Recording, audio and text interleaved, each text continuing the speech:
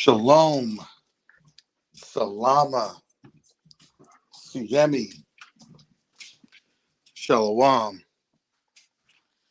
Greetings to all my Israelite brothers and sisters from around the world.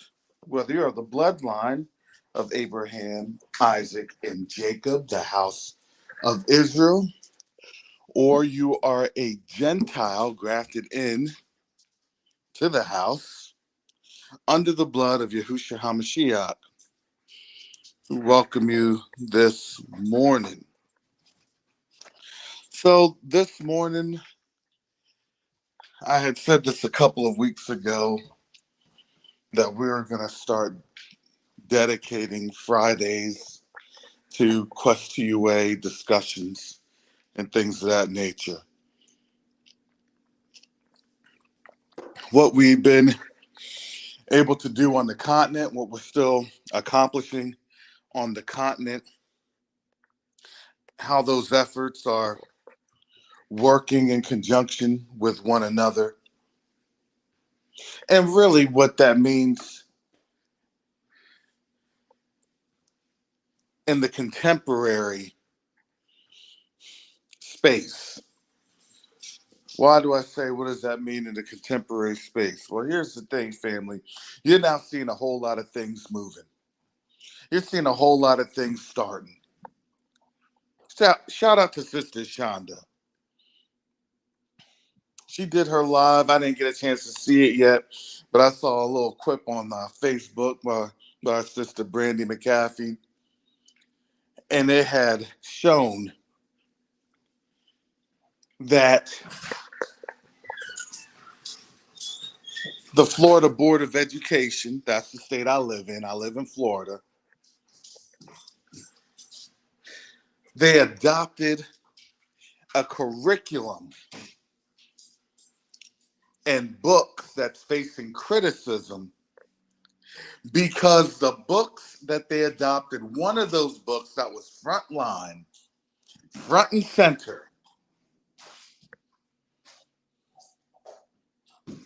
was Hebrews to Negroes.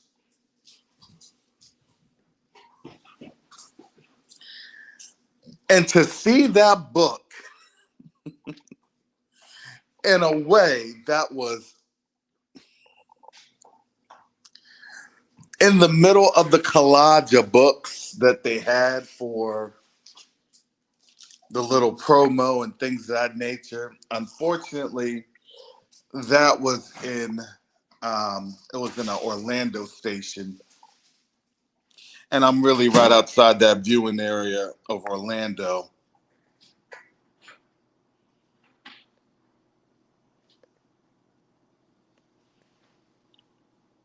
And so that's interesting that happened. But Orlando is center of the state. That is central. You have a lot of Florida offices, right? Government offices and things of that nature that's located in Orlando. So I just thought that was very interesting to see how that was working.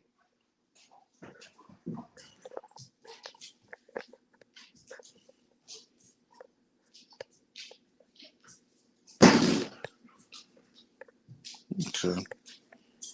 Brother Mike, I'm trying to get you in. So please, I don't know why it's not letting me in. You may not be all the way in.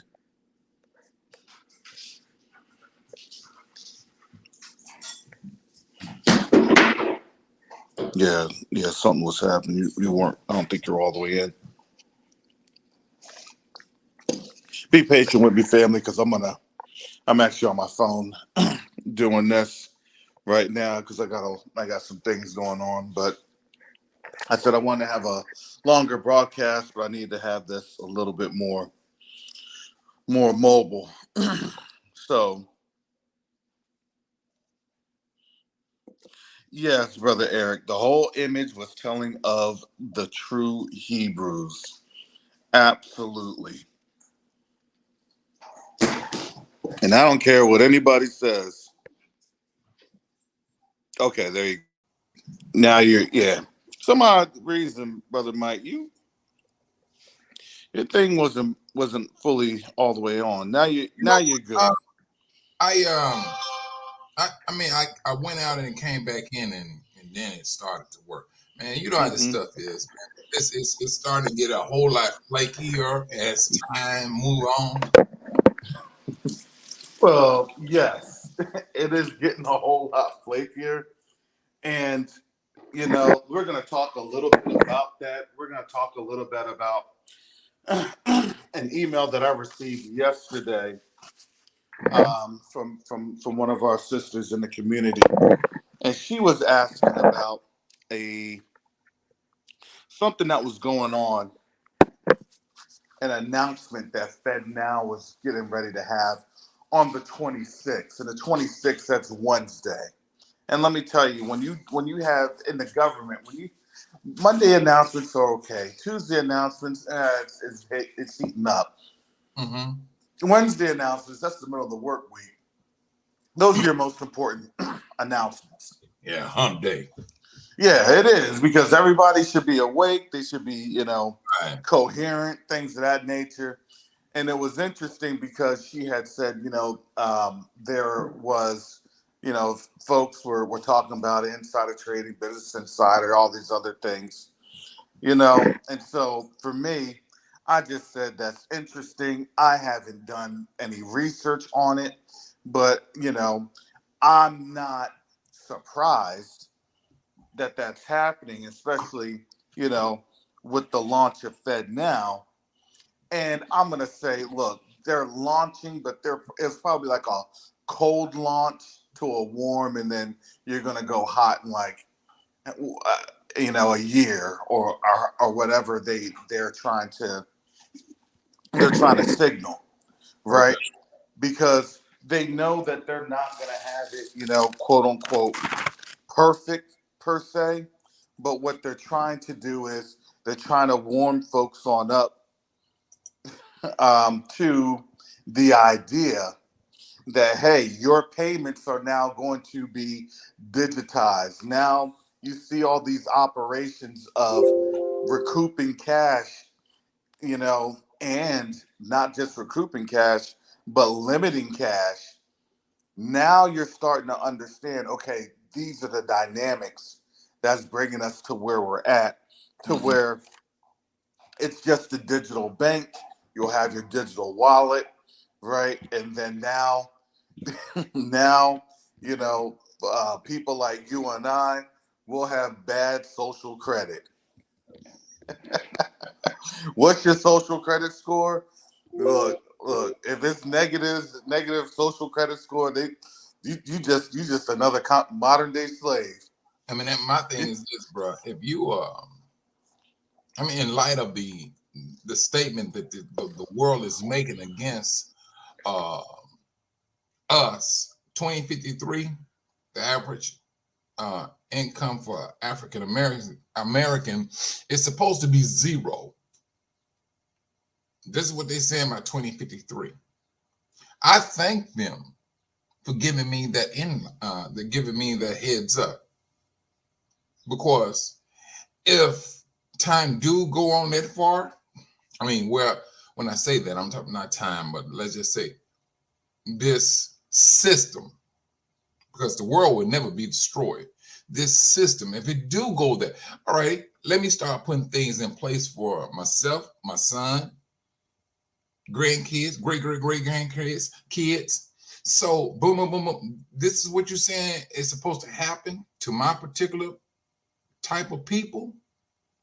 Let me go ahead and put things in place. Make sure that we get fed. And there's a there's a thing. I know you said this a while ago. Um, we got to start trusting one another.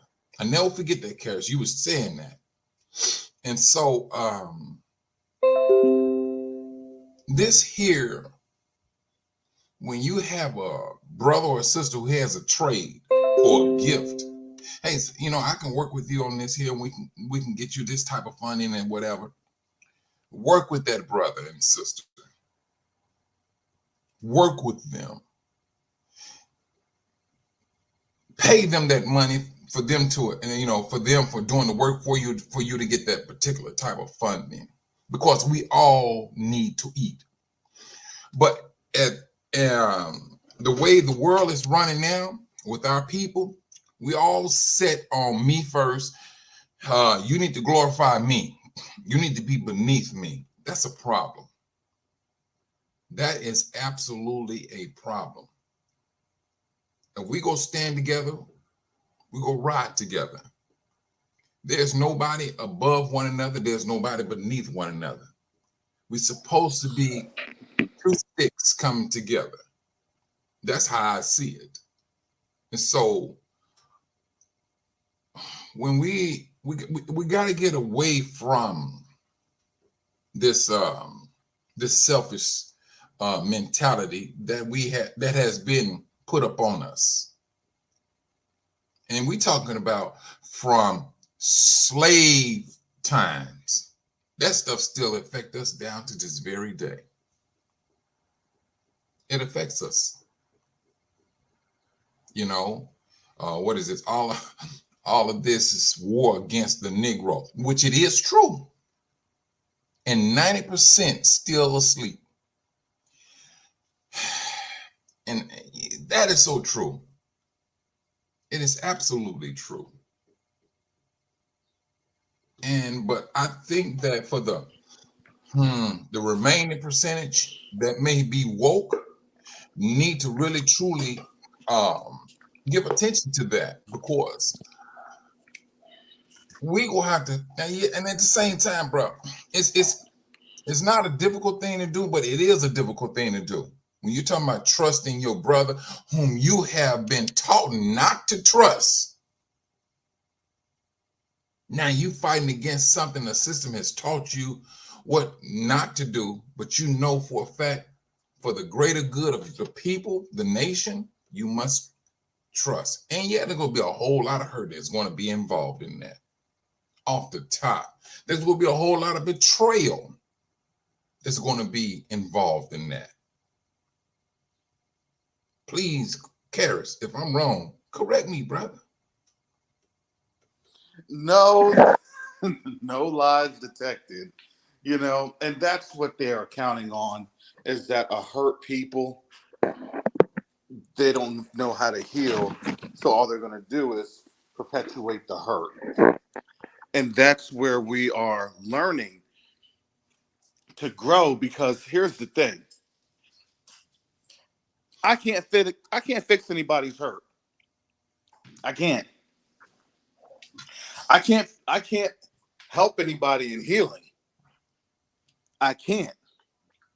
But what I can do is I can tell them, look, the source of your hurt, or the source of correcting that hurt, and the source of getting that healing is found through and by the blood of Yahushua HaMashiach.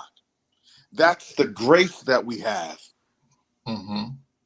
That's what we're having to do. When we had these sound bites in the church, the sound bites that were in the church is, well, everything's good, everybody's good, right? If you have issues, you got to pray about the issues, but you really never see, that deliverance per se, especially when it's talking about us and our traditional hurt amongst our people.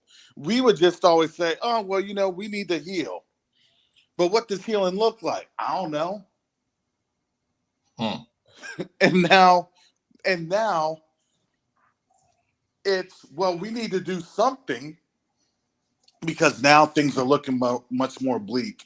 Now things are looking much more complicated. And they don't know what that really means. They don't know how that phraseology, right, doesn't match up with the ideology that had been given to us. Because ideology is a reflection of what we deal with in the real world capacity. We have to deal with our people. We have to work with our people. And our people, right? They're learning how to work with each other, and these are some systematic things that are taught to us where you can't trust them. It's us against them, and it's like, who's us? Hmm. Well, you gotta get better, right? Because you have to outshine and outperform and outpace.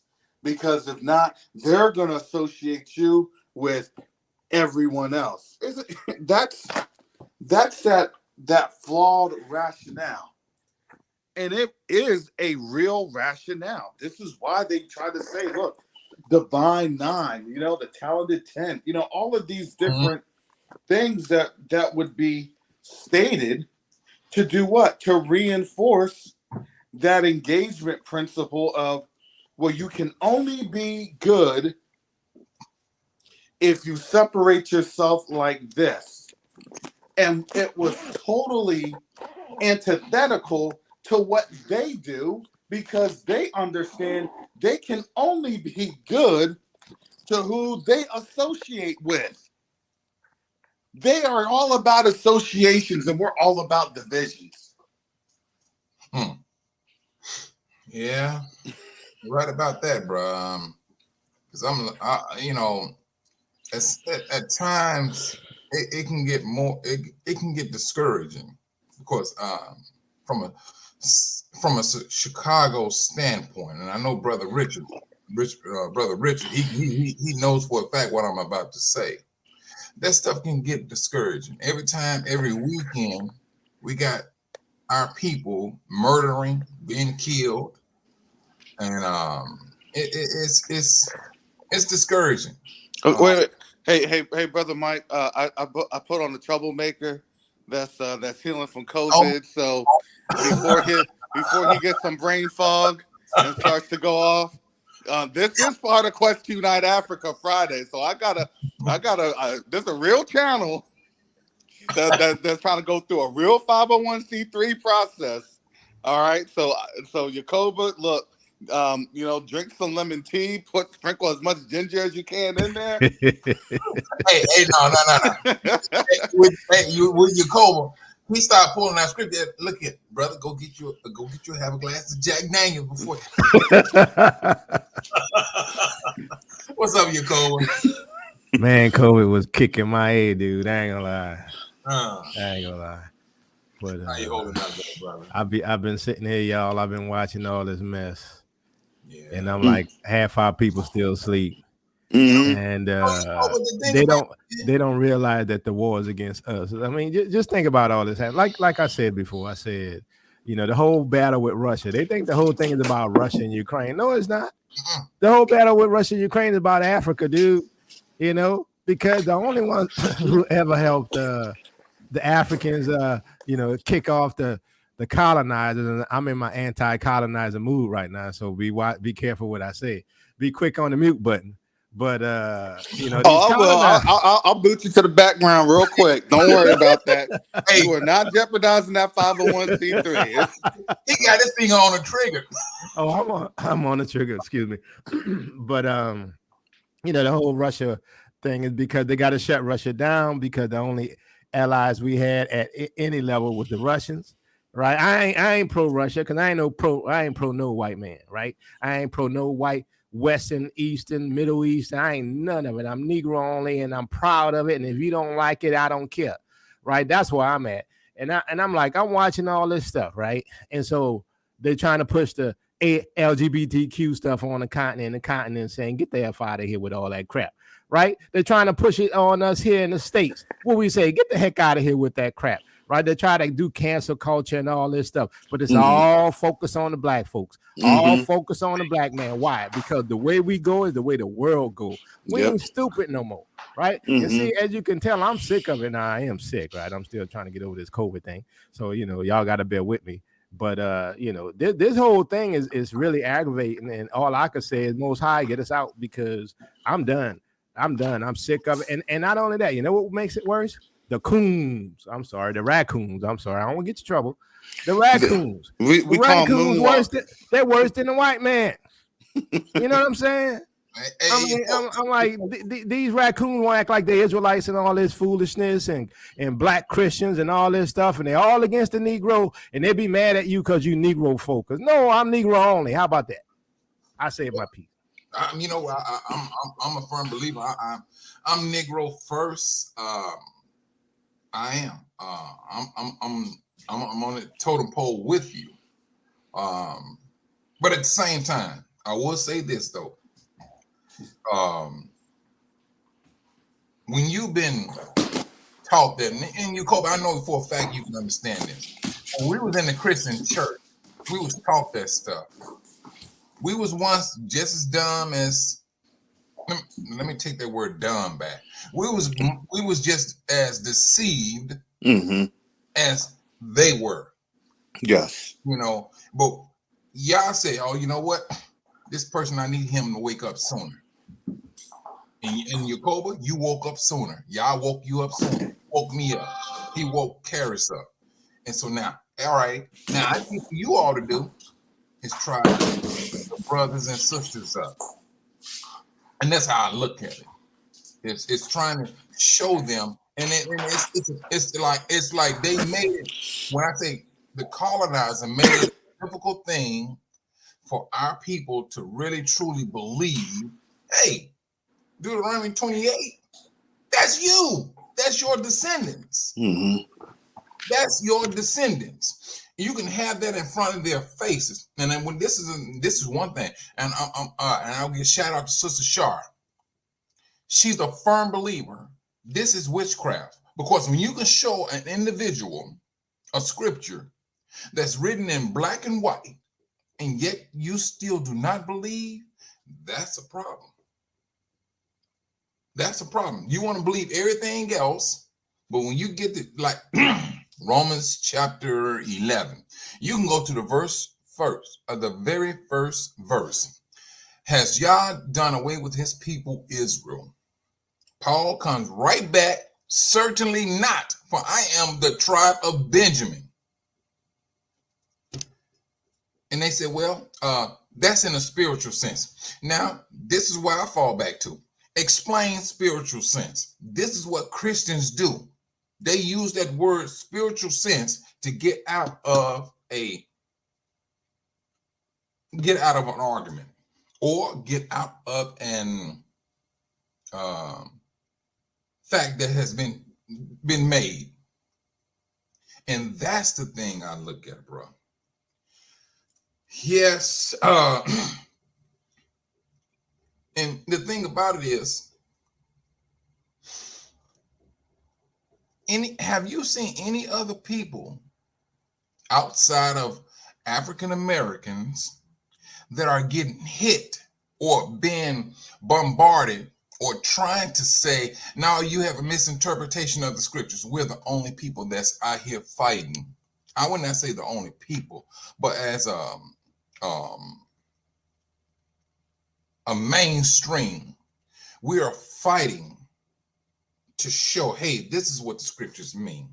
You taught us this. We know for a fact it means this. We Hebrew, we're the bloodline. We're Israel all day long. We're going to get the understanding. What you got is a slave teaching, and that's what they did. They did it for their fleshly benefit. We're doing it from a spiritual benefit. That's the difference that what we do. I mean, I could be wrong, Jacob. Explain that to me if I'm wrong, brother. I mean, you 100 on it, Mike. But I'm gonna tell you this, and I say I'm Negro only. I'm Negro first, because I believe everybody should be saved. I believe in preaching the gospel. I believe all that. But I'm gonna tell you this one thing: the Negro, the only one I see him being thrown off the top of the roof. Okay, everybody else standing on the side of the roof and watching us all be thrown down one at a time, right? And nobody have any compassion for the Negro, right? That's why the Bible says, "Blessed when they, dash your child head against a stone." Why? Because our head's being thrown against a stone, right? But then when I say, you know, we need to fight, we need to stand for our own, you know what I'm saying? Because here's the thing. They looking at the continent right now and they salivating.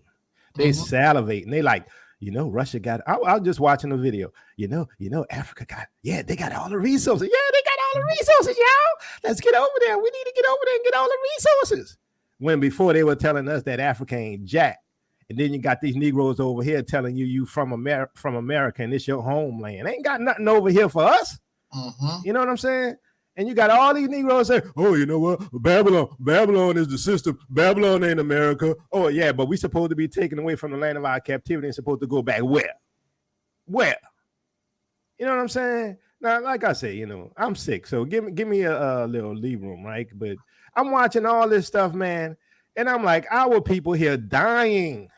Not only are they dying, half of them going to hell, right? And then the other half being converted into the pronouns, right? And ain't nobody saying nothing. You know, I'm sure some of y'all, you know, y'all see it. Y'all see it, and you're warning people, and nobody listening. You know, and our people just dying. You know, it ain't easy for Israel because Israel was never no good. Look, Israel always up and down, up and down, up and down. That whole thing in Judges with Benjamin becoming fuddy-duddies and trying to have their way with people like Sodom and Gomorrah. That was our people. And our people still the same way, full of crap. You know what I'm saying? And that's why we need to repent as a people. We the only ones, if we don't repent as a people, we done. You could do what you want to do. And guess what? We all fall for it. You can disobey the Most High, and guess what? We all get a whipping. But see them? They could go out there. They could do whatever. They could bomb a whole bunch of nations of people. They can poison waters and food supplies and destroy the land. And they ain't getting their whipping till later. But we the only ones that if one of y'all mess up, we all get it. Yep. That is true. That is true. I mean, I was looking, man, you ain't lying about that, bro. I'm sorry. I'm sorry, Karis, go ahead. No, I'm enjoying this discussion. Y'all keep going. Look, I'll just tell you, I'll hit the gong when you know the 501c is in trouble. You know,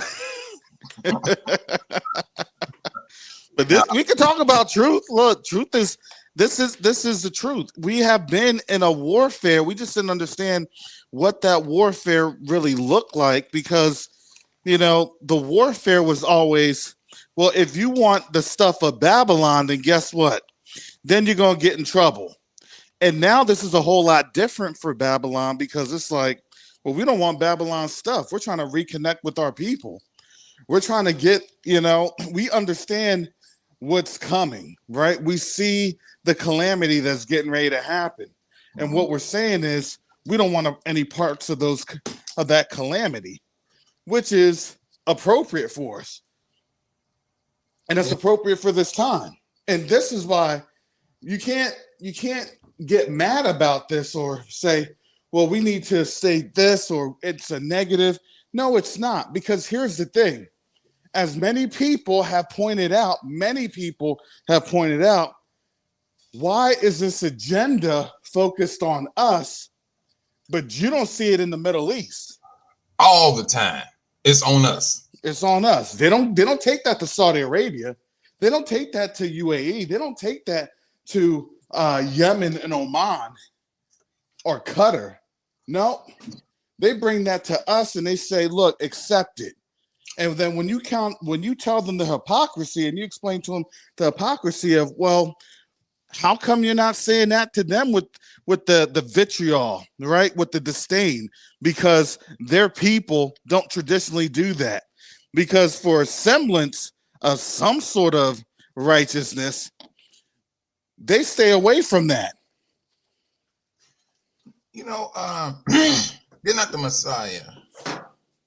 Howard Shah say that in Matthew chapter 24. Then it came back in Luke, he was a physician. He was like a doctor.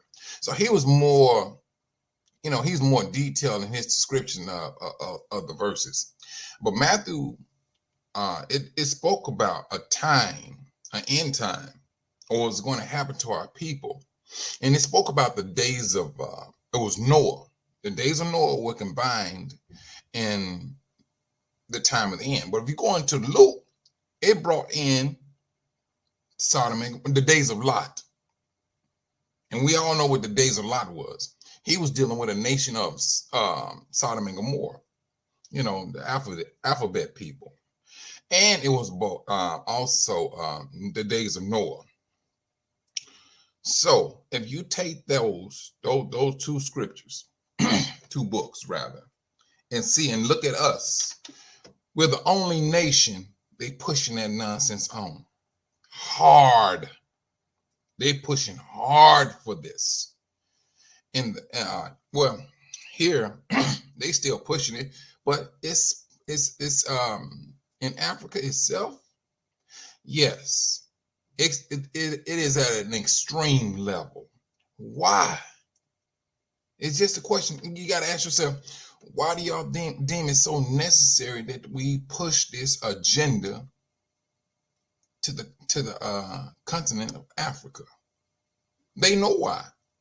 The world know the world. When I say the world, because right now it is ruled by Hashatan. This is his system. He knows exactly who Jacoby is. He knows who Karis is. He knows who Oral is. He knows who Richard Long is.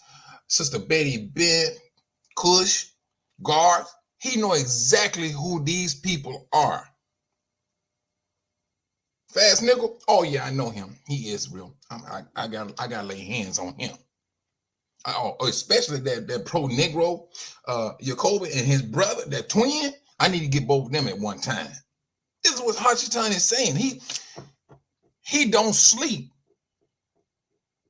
He don't sleep. So if he don't sleep, he's on you. We say 24. Yeah, he on you 24 hours a day. When you think you resting, he thinking of things. What can I use against this man to get him destroyed? What can I use against him to come against his Elohim? This is what Hashatan is doing. This is what he's planning for these particular people. I need to shut their faith down. Yah has woken these people up. They wasn't doing this back in the 90s as hard as they doing now. They weren't doing this in the 70s as hard as they doing it now. I got to be on top of my game because these people are coming up, popping up like flowers, because Yah has deemed it necessary for us to wake up.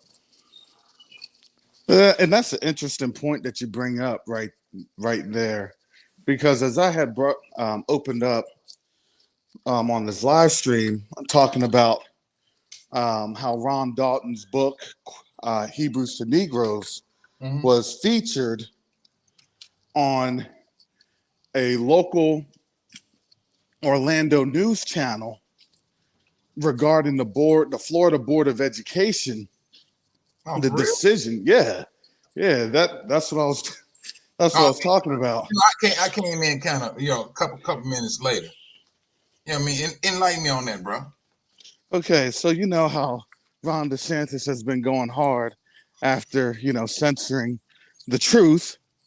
And then the Florida Board of Education approves books that were being criticized. And and the highlight in terms of what was right there smack dab in the middle of their kind of book collage, you see Hebrews to Negroes. You see that book right there, smack dab in the middle of what they're presenting in the clip that they were going to present to folks, I believe, last night at 11 p.m. for their news broadcast. Brother, that's a warning shot. That's another warning shot. That's what that is. Yeah. So the funny thing is, everything that he was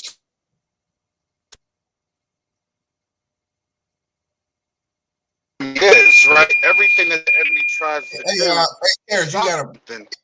All right, go ahead. There you go. It was real sharp brain that you had. Yeah, my bad. Sorry, yeah, my bad. I'm sorry. I'm in my car driving. That's why I told folks at the beginning. I said I'm gonna be pretty mobile this morning. So I hear you, though. You good now?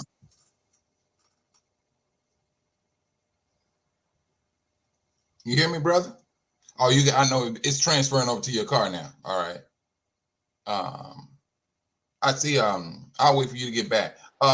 Sister Kareem Russell, California governor, said we need to get out because they're coming after the Negroes. I can believe it. Are you back on, Karis? Yeah, I'm in. Yeah, sorry. Okay. Go ahead. Yeah. Go ahead. So that's really one of the things that you had. The war on woke. Here in Florida, supposedly. I never really saw it that way because, to be honest, that's what's trying to frame things, and I'm like, that's here. There's just way too many black people. There's way too many black folks. So when you see that they had the Florida Board of Education, voting for the books and the reading list and things of that nature, I don't know what the actual reality was in terms of what they broadcast on the news, but I do look at the messaging that's there in terms of why that certain information was presented the way it was. You see what I'm saying? So it's like you literally you gave our community, DeSantis, all he did was gave our community free advertising. Exactly. That's it. And that's all I focused on was, don't get caught up in the minutia of, what the enemy tries to do, because it always ends up being for our benefit because it's the Most High who sets things in order. So now, all the things that he was trying to go after and everything else, he literally set us up because now it's, well, yeah, these are the books that were that they tried to ban, especially this book, because why? Yeah, is a lot of, I want to say a lot, but there's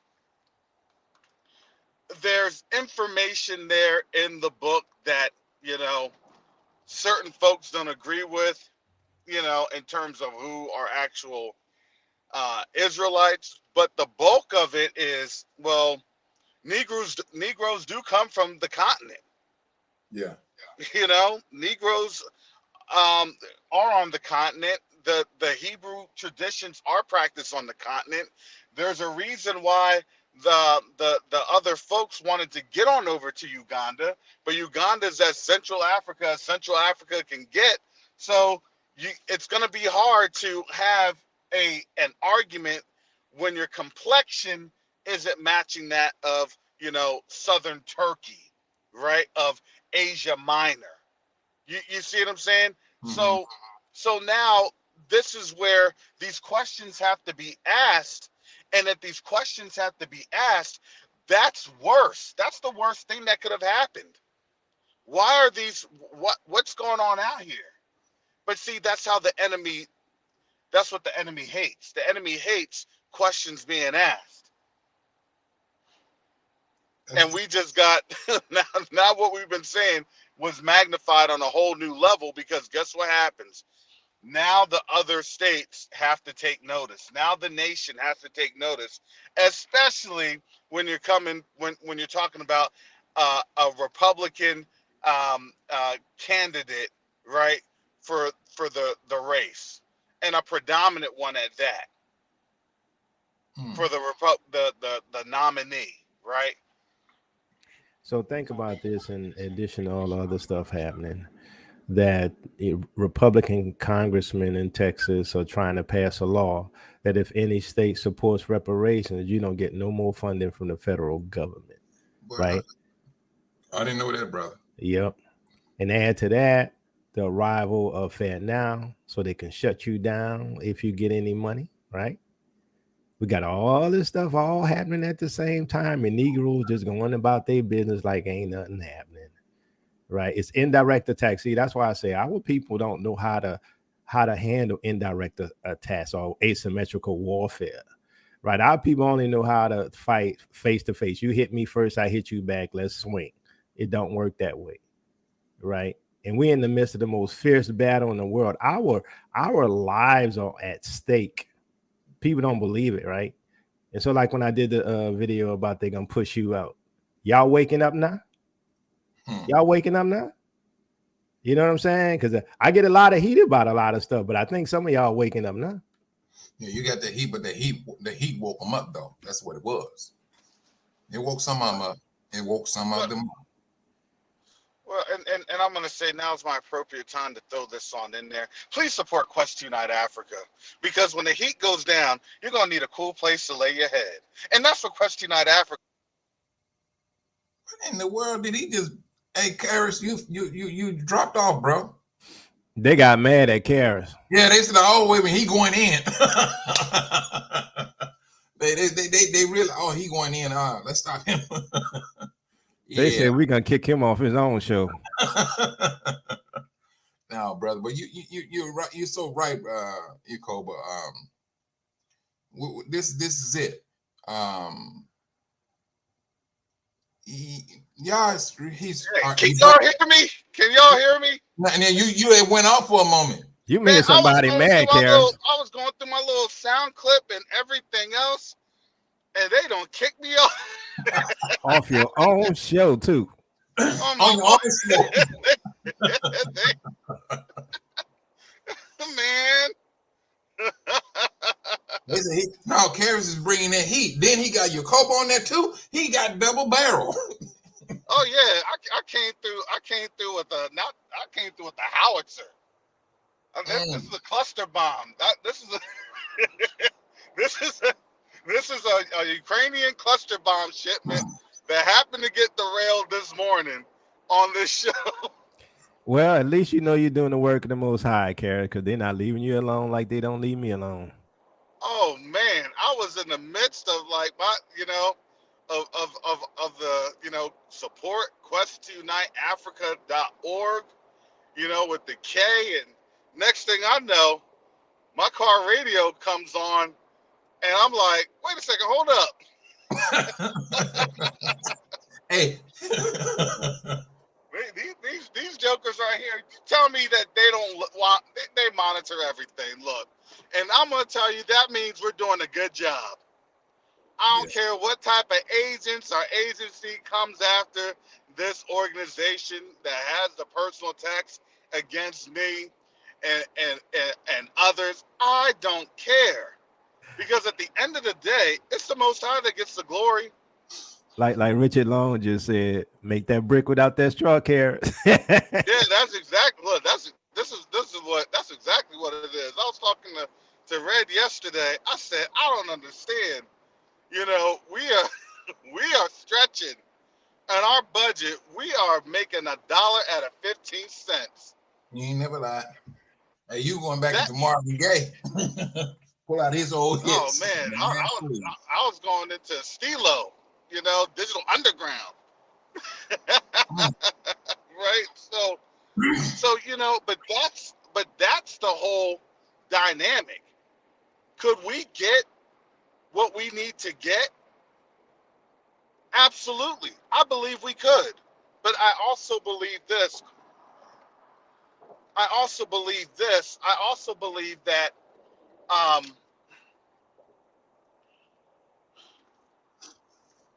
we're doing the work, and now we know how to do things fine-tuned. Yeah. You get what I'm telling you? Did it say that the straw or the working without the straw stopped? Nope. Because our people are still making the mortar. We're still making the bricks without the straw. It just meant that what? We had to do things without. Yeah. But it was still miraculously being done. We know what we're up against. We know who we're working against. We know what this system means. Mm. So when people say, "Well, I don't know if this is going to happen," I don't know.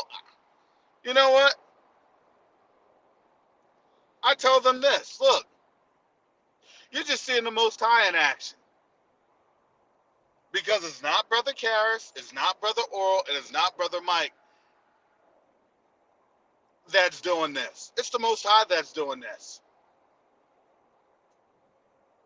And Yep. we're doing it really on very slim. And we're in the background kind of scratching our heads ourselves like, how do we make this happen? How did we make this happen? Because I'm telling you, family, this is a black organization. In a time where we are one of the most financially destroyed people in the world. Man, Not to cities. you got the 1 or 2 percent that is provided for with the finances. Because why? Because they are facilitating their messaging campaign.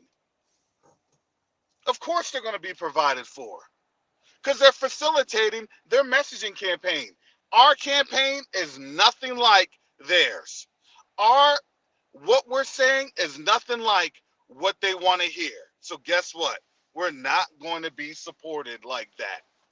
There's not going to be any $1 million checks. Oh, there could be, as long as I trash our people. Oh, If yeah. I start getting on in here and I start trashing our people left and right, guess what? Surprise, surprise, phones will be ringing off the hooks with donations.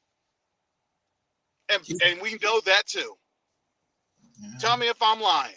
No, We know that you're too. telling the truth on that one, brother. You ain't lying about that now. I mean, we got on there and we started talking about the Negro, the man, the black woman, putting them down. All three of us would be a millionaire instantly. Keep up the good work. So you mean his name would be Karras Owens? Yeah. Karras Lee Yeah. Peterson.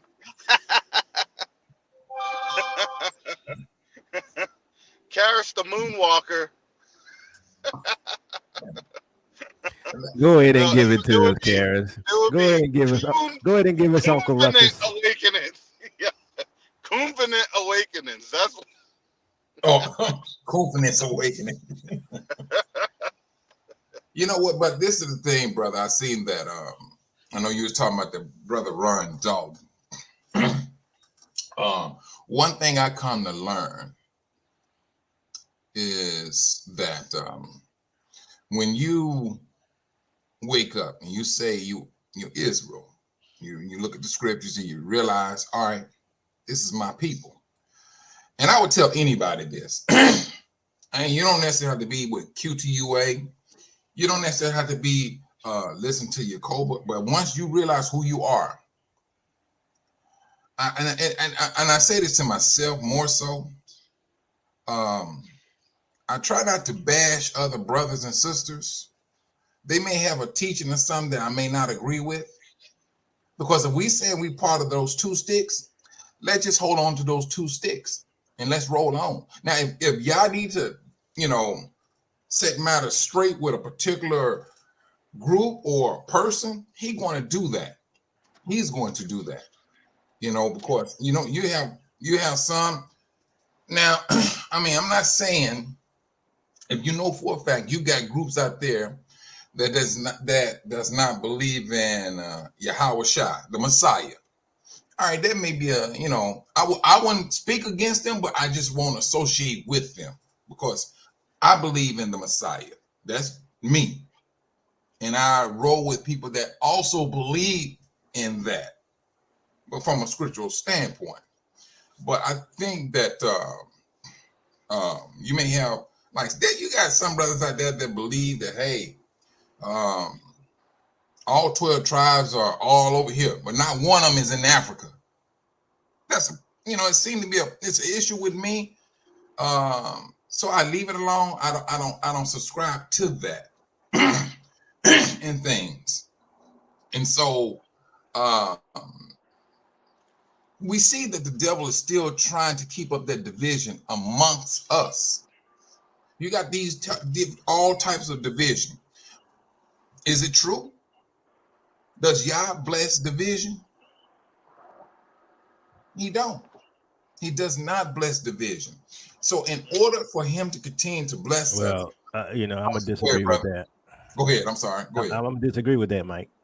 All right, go ahead. I'm talking. Talk to Because Yeshua said, don't think I came to bring peace. He said, I came to bring a sword. I come to bring the father against the son and the mother against the daughter. We in different times. That's why I roll different than a lot of y'all, right? Because I be seeing y'all lying. Some of y'all just be straight up lying, and then the people that be sitting there who don't do no liquor research be eating it all up, and they go down to the pit with you. I don't like seeing my people fall into the pit. So I'm gonna call a spade a spade. I'm gonna call you out, and they gonna call me out, and they gonna say, Jacoba, we don't like you, and I'm gonna be like, I don't like you, and that's good. Now everybody know, pick a side. all right, you know what? I see what you're saying. You don't get along just to get along, Jacoba? You don't get along just what? Yeah. So how can two walk together? At least they agree, right? I'm trying to form, right, and you trying to pick up the seeds. Nah, it don't work that way. Okay, I see what you're saying, brother. I see what you're saying, Jacoba. I see what you're saying on that. Oh yeah, I know you calling them out. Yeah, I know what you're saying. And because there's a measure of truth they could be saying. There's a measure of truth they could be saying, but there's another part of the truth that can be detrimental. Now I understand what you're saying on that. Yeah, I do. And so yeah, I do agree with what you just said. I do. You just have to call it out. And maybe, hey, when you call it out, they may wake up, they may not. But Yah said, before he do anything to the world, he's going to cleanse his people first. So yeah, you're absolutely 100, Mike. Yeah. And the other thing is this. Here's the thing why sometimes I could be such a heartache, because I've seen my people suffer. I see my people lied to. I see my people manipulated. I see my people trying to find the Most High, and there's another devil trying to lead them away from the Most High. Now, granted, I'm not the arbiter of truth, right? But my heart is right. Okay. So I watch all these things. I watch all the liars. I watch the half truths, and I see all our people eating it and falling for it. And then guess what? There's very few people speak out against it. That's why I like Karis. If Karis believes something, he gonna tell you. You know what I'm saying? He may not be as radical as I am, but he gonna tell you, right? There's very few people who gonna take a side. That's just the way the world is. I'm gonna tell you this. I'm not as radical as Brother Jacoba, because we're working on our 501c3 question. That's right. Wisdom then. He fall back on that fire. Let me bring in Brother Hot Sauce. I'll come back to you, Brother Jacoba. Brother Hot Sauce, what's going on? Shalom. Shalom, everyone. Good evening or good morning, depending on where you are in the world. Yeah, very interesting discussion. I just wanted to add my little bit of a 2 cents when we're talking about division, and when we're talking about, how there is division amongst the believers. And I just want to kind of throw a question out there.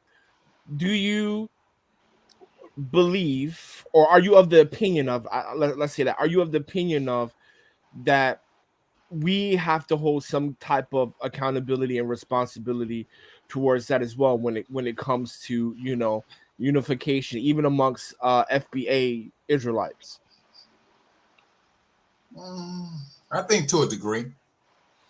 Because everybody, you have some brothers and sisters out here, some that say, hey, the Sabbath starts at, on Friday night. Some say, it starts Saturday morning. So, you know what I'm saying, brother?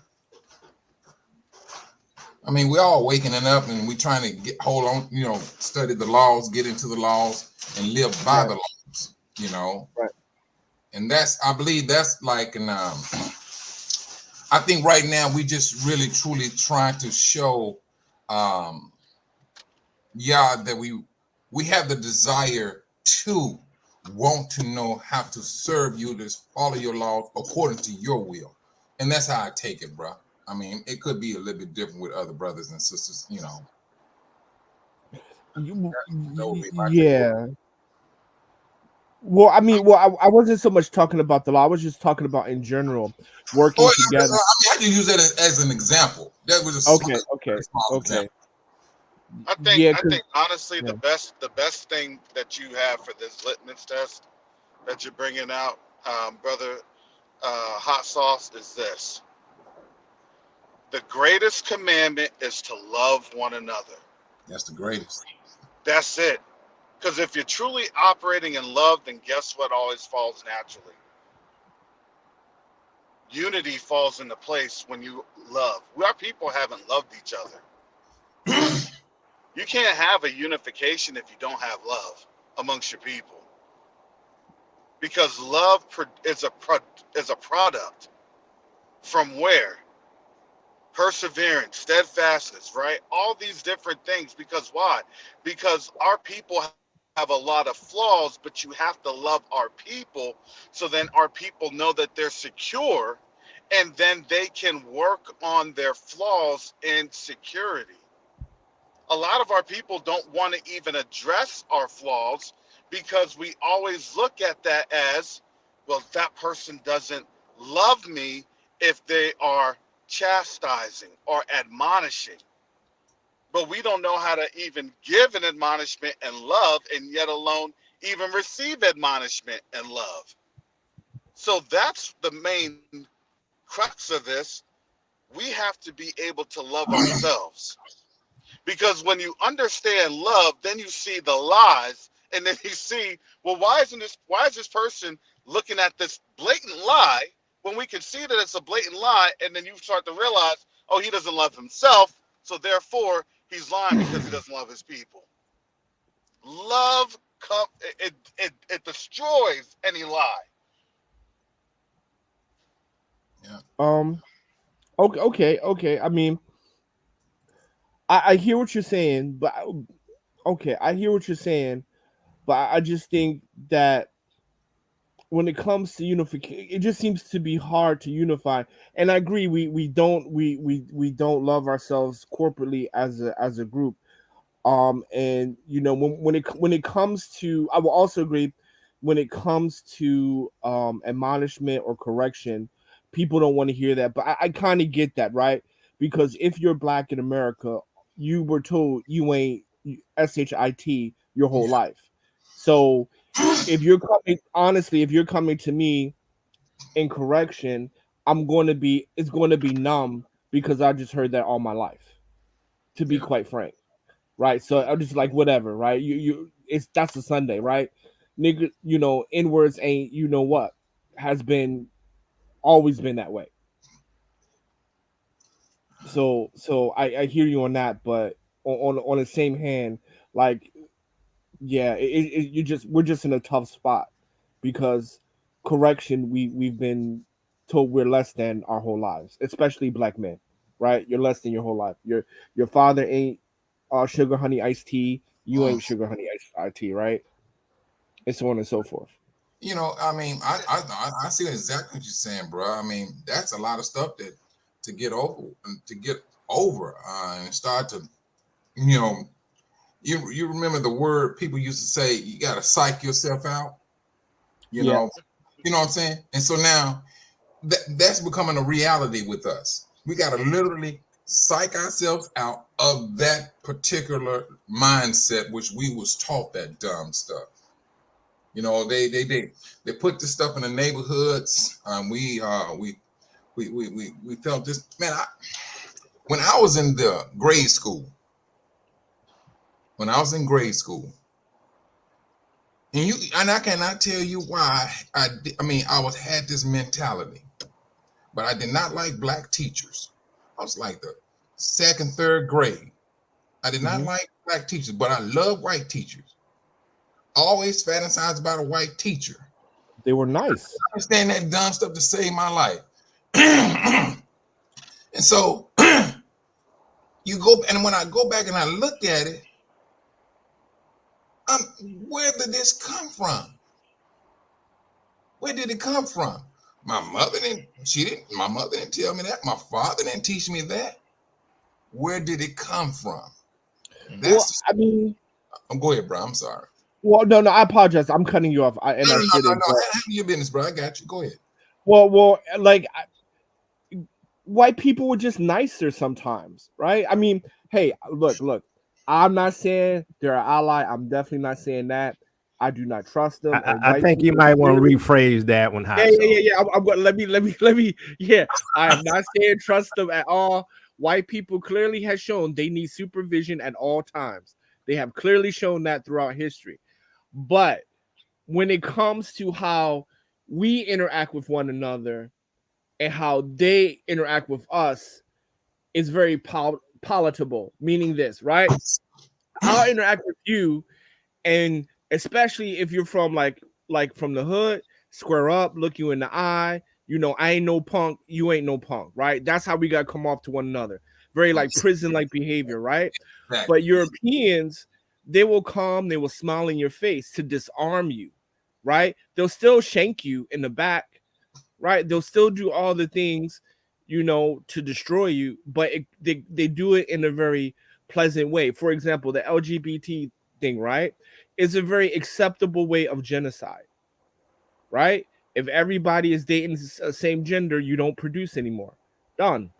I don't have to shoot you, blow you up, whatever. Right? It's a very peaceful way to end all lineages just by having you date the same gender. Right? Very, very convenient. So because I understand that, like, you know, the white teacher were nicer to me than black teachers also.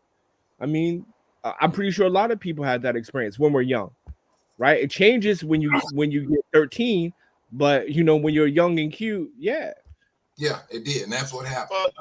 Well, they even have studies on this, and the studies have actually shown that, you know, once you get to about the second or third grade, right, Yeah. then there's a change in interaction with black students and really white teachers. So that's actually Yep. been documented. There is a study on that, and I just have to say, family, you know, this is Q2UA / Covenant Awakenings.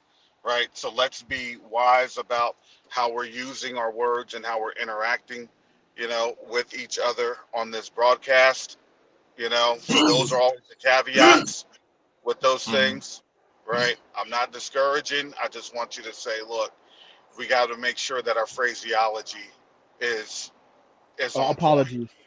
I apologize. So Sorry if I say something no, like not you're fine. I'm just bringing that on out there. No, you're fine okay. because you know that's you can't. I was thinking that the other last night. I was getting out the shower. I'm like, how do you define genders? And you said that there's more than, you know, one gender. I'm like, they don't say that about a dog.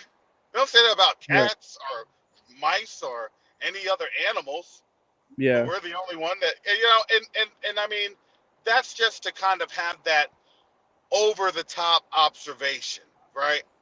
But you know, in the reality of it, and this is now what you see in the rejection of those policies in Africa, which is happening. So if YouTube tries to shut this down or anybody tries to shut this down, that's on the ground. That's in the continent happening right now. Because why? Because they, and I'm saying this is what they are basing it on, their opinions. Their opinions matter, right? Just like they want to go off of opinions, but they don't have facts behind it.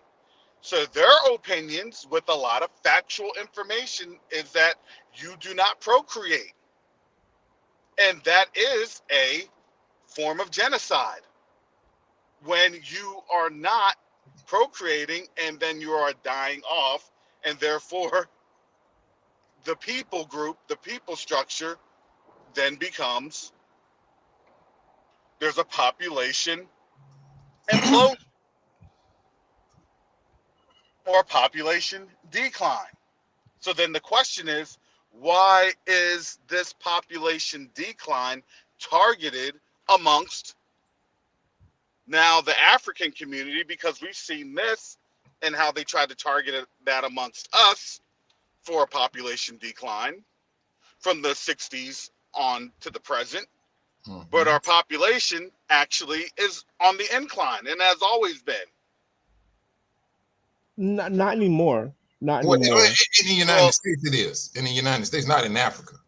Yeah, in Africa, yeah, like it's a young country, right? The average age is 21. But in African Americans, FBA, ADOS, we have accepted the gender equality movement. Yeah, but I'm gonna say this: not in higher numbers, right? Our numbers are still waning in a manner that, well, do they want us to accept it? Yes, they do, but we're not all the way accepting of it, right?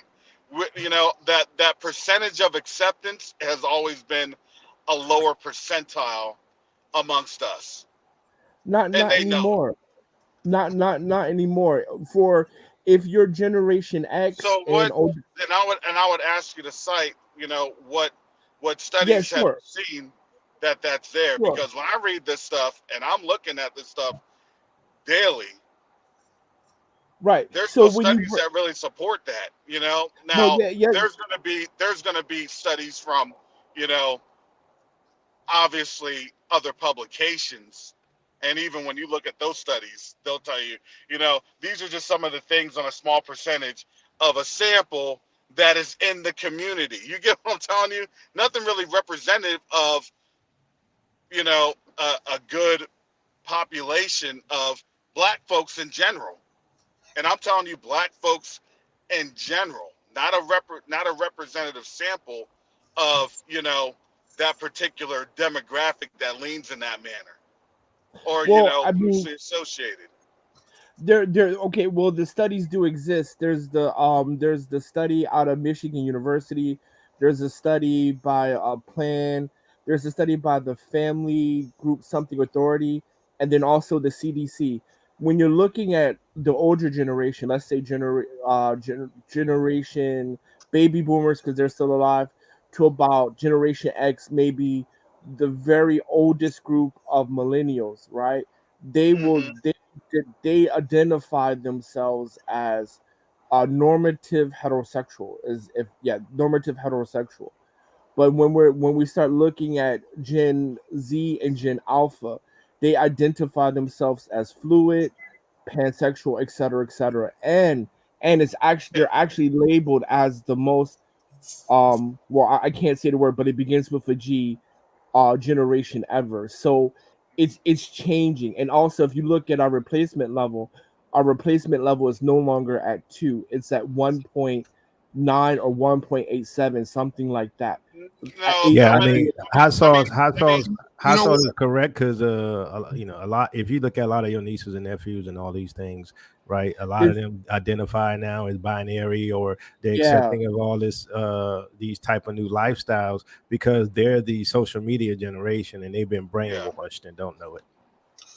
So And now, I would say that our we're technically still above the replacement level. I think we're still at around 2.9%, 2.9. That's for black folks. Now, America in general is at like 1.7. We're below the replacement level.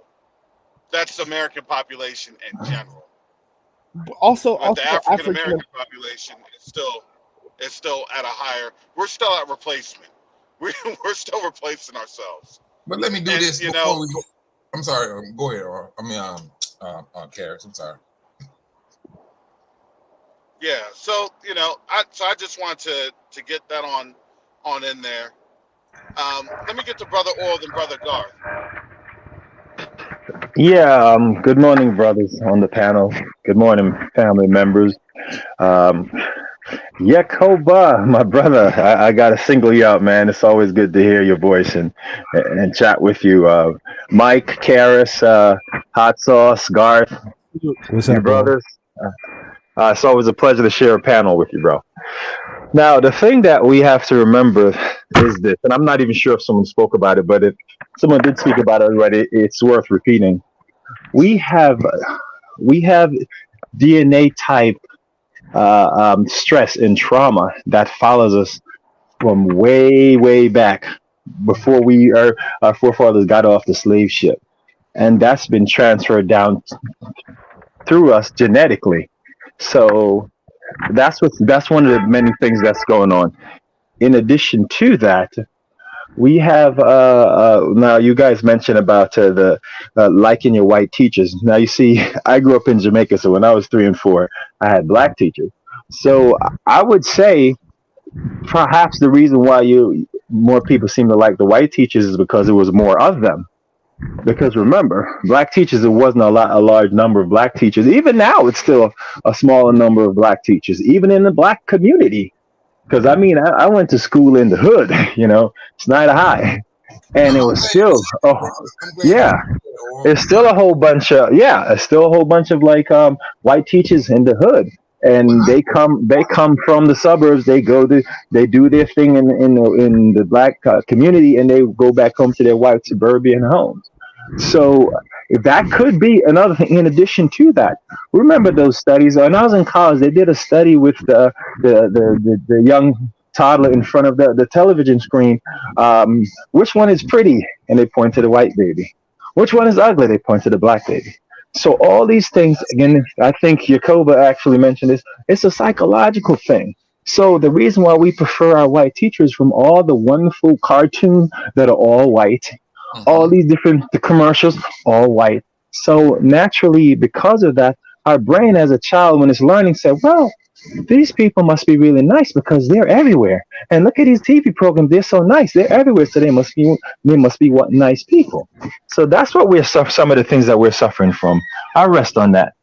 Can I No, say Yeah, something really quickly? I wanna. the thing Before I about it, get to I'm let me sorry. Go get, ahead. I'm I'm gonna sorry. get to guard. I'm gonna get to Oh, guard. can I just say something really quickly? Really quickly, two Let me seconds. give me just a second because I'm going to tell you this also. As my brother and my sister-in-law are teachers, and what they were doing, they were going to. You get paid going to lower income areas. You get paid more. There That's you go. There you go. so I want to throw that caveat on out there. They're called high risk, right? Those are high risk areas. That's what they're labeled as, especially here in Florida, especially in Hillsborough County, right? And therefore, you actually get paid more money because they would deem them as underperforming. Go ahead, hot sauce. I'm gonna kick it on over to Garth. I just want to say I have never said I like the white teacher more. I just said they were nicer. That was Brother Michael talking about like them more, not me. You throw me up I'm under the not bus, trying huh? on that story. I'm not trying on that story. So I just wanted to clear the air. So Yeah, I got so so we're not to assume that brother hot sauce has a picture of his third grade teacher that's right next to his nightstand. All right, he Nope, just wants to nope. have that caveat on out. Good morning. Hey, Karis, you know what? Before we move on, now when I said this, because like I said, my first black teacher was in the fourth grade. That was my Hmm. first, and going forward, that's when I Somebody got a lot of background noise. I think That's that's yeah, Brother Rick, Rick. can you Rick, yeah, How y'all doing? put yourself on mute, brother. You got a lot of background. I'm gonna pull over. Driving the traffic. This car is loud, but I'm gonna park it. All righty then. Well, in the meanwhile, you could just mute yourself until you talk. Uh, Okay. yeah. So what I was saying with that, I mean, and then too, I grew up in a poor neighborhood, St. John's Apartments in Pine Bluff. I mean, it was a project, and that's all we ever known was, these, these teachers, but as time went on, and like what Brother Hossaw said, you got to be 13, 14 years old, you're starting to see things a whole lot different. And I think that now that's the beauty of it. Of course, now you're starting to see things a whole lot clearer, a whole lot. And now you're like, oh, wait a minute, boom. And so, I mean, when I say, a second grade, I mean, come on now. I mean, if you think I was mature in second and third grade, I'm gonna tell you right now, I was not. And when I say I like teachers, white, it seemed like white teacher because that's from the first, second, third. I mean, that's all we seen. The principal, he was white. I mean, it is what it is. And then you talking about a southern state in Arkansas. But So, not to cut you off, Mike, real fast, and I'll let you continue. No matter where you are, majority of the principals are always white. Yes. Well, the education system is designed that way because why? It's an indoctrination piece. Yes. That's just how it goes. Anything else, or I'll give it back to Mike, and then we'll head on over to Garth, and then Minister Rick. No, let's go ahead and let Garth speak. How you doing, brother? Hey, what's up? Like you guys are saying, I think I've only had two black teachers. I think my music teacher in 5th grade and my one teacher in college. But like I was saying, and I don't know, because I see another, like, I guess I'm not gonna say it's a principality. I guess it's something that we all just don't agree on. Like us still like labeling ourselves FBA or Caribbean or all these things. I just see us as Israelites. I know people are hung up over on that, but for me, my upbringing, I was the first generation born in America, so I was the real first like generation to deal with white people. Because like brother Oral said, in the Caribbean, there's all black people. So your teachers are black, everything, like your authority figures are black in the Caribbean. But when you come here, everyone's white. All your teachers are white, and you're just like alienated. So for me, it was like, hey, Garth, where are your parents from? I'm like, I think they're from Africa, which, that was my first inclination. And then I found out, oh, they're from Grenada. Oh, and the white kids were like, oh, so they're not really black. They're from the islands. I'm like, yeah, whatever. And then I talked to my Nigerian friend, and he would be like, yeah, my parents are from Nigeria and all this other stuff. And then my friends who are FBA, they like told me, yeah, there's like, there's a slight delineation, but I still see you as my brother. So I see how, and like, even when I was studying Africa, how the Bantus say how the West Africans aren't Bantus. So I just see us literally keeping this like stronghold of labeling ourselves as what we aren't, instead of just acknowledging each other as brothers and sisters in Israel. But like I said, I mean, we are trying to, break down doors and, unite people with this effort that Karis and Brother Mike and Brother Oral are doing. But yeah, that's the only thing I wanted to talk about. Like, at some point, we're gonna have to get over. Hey, I was born in America. I mean, and you're black, but our blackness is different. That's like a trap. And then they laugh at us because they're like, haha, look, they fight over something minuscule as to where we like enslaved them, or like what culture we like pushed on them. So that's just what I wanted to speak about. Yeah. I'm gonna speak to that, Brother Garth. I'll hand over to Brother Rick. And that's the whole thing, because why? It's a logic bomb that they try to throw, right? Europeans don't say, "Well, I'm from Spain." Well, that's a different Europe. That's a different part of Europe. That's not even hardly Europe because you touch Africa. No, that's still Europe. Same as if you're Dutch, Denmark. It doesn't matter, right? And they will not disassociate themselves. They know who they are. They're Europeans, and they're not going to break anything down on that type of um, geographic But location. but brother Karis, also when while you're at to speak on the Berlin conference as well. Oh yeah, and that's where, look, the Berlin Conference, they all came together to divide up Africa, because why? A divided people is what? It's a conquered people. And that divide and conquer is still going on today. So they don't like to tell you about the atrocities. Or remember when we were in Tanzania and we saw that the swastika on the Yeah, building? yeah, yeah. You get what you see? See what I'm saying? So you could see the Hmm. remnants of what had taken place. but people don't want to realize that that's what's happened to them in the present, same as us. We don't say to to Caucasians, right? Oh well, you're European, but you're only from Ireland, you're only from Wales, you're only from France. They don't look at it like that. They don't look at that that heterogeneous. There's a homogeneous structure. No, they are one. They are singular. They know who their who their rivals are. We have been programmed to rival each other, which is why when we try to do things with each other, then there's issues that has already been um, inherently planted in us for destruction. Go ahead, brother Rich. Just in some of the things you're talking about, the conversation, like the alphabet conversation came up, talking about the generations. I was youth pastor, still am. They won't let me go. They're grown, some of them, and they'll call me back and things like that. And they're waking up. Remember that stuff? That stuff you taught us in church. That's right. That's coming up. That Hebrew Israelite, they're waking up, and they're looking for direction. And what you have to understand, this generation is there's never been a generation more under the sorcery of Babylon. See, all this stuff is straight up sorcery. And my Bible teaching has taught me that, like Solomon said, there's nothing new under the sun.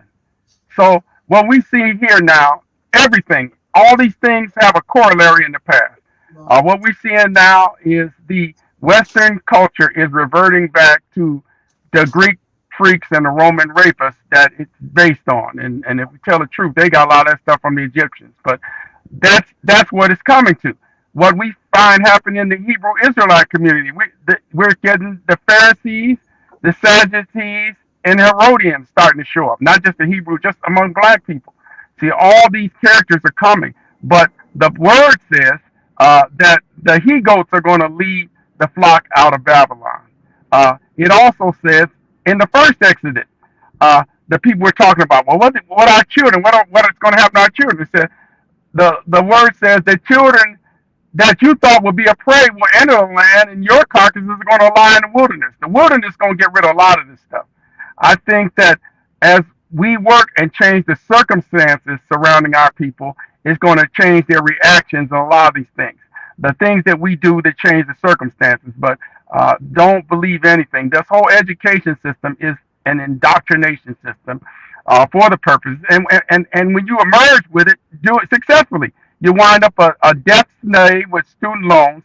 You get a doctorate degree to get indoctrinated. You get a master's degree to be mastered. So I'm just saying, the process is changing. Don't be discouraged by the way things are, because we're really changing the circumstances. We're going to change the whole narrative. All right, thank you, I don't know if I.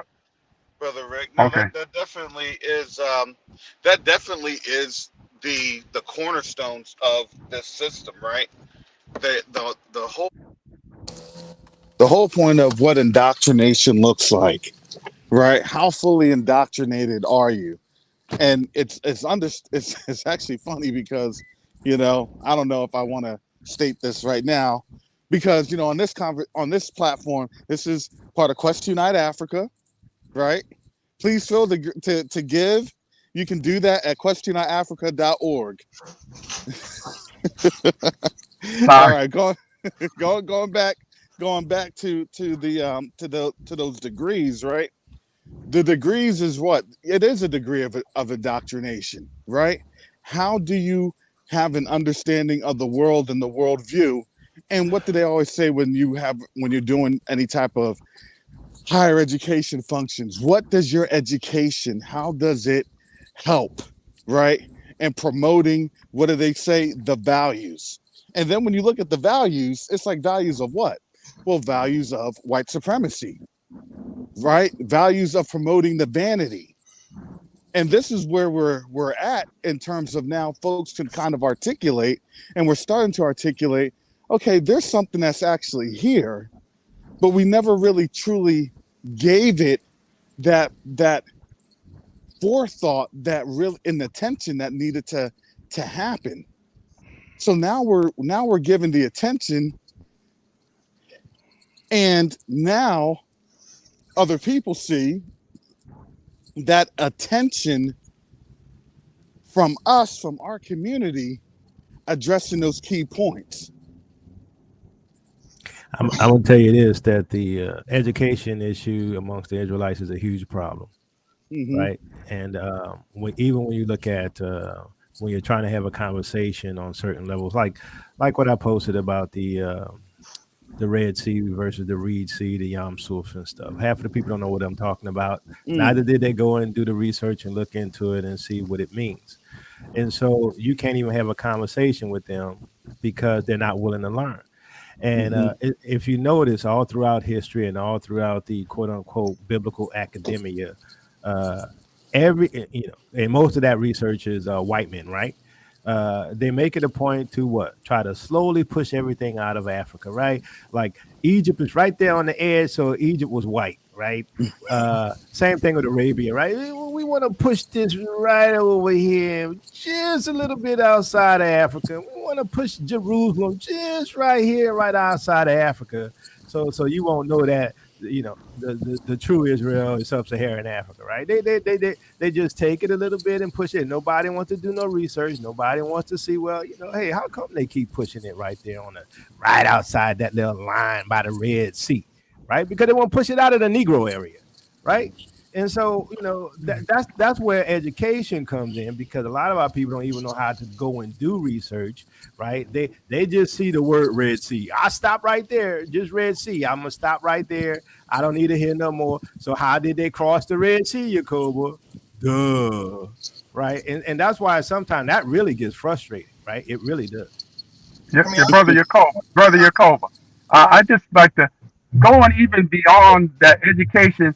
There's a chemical element. We know that sorcery, that's pharmakai. Our kids being pumped up with estrogen.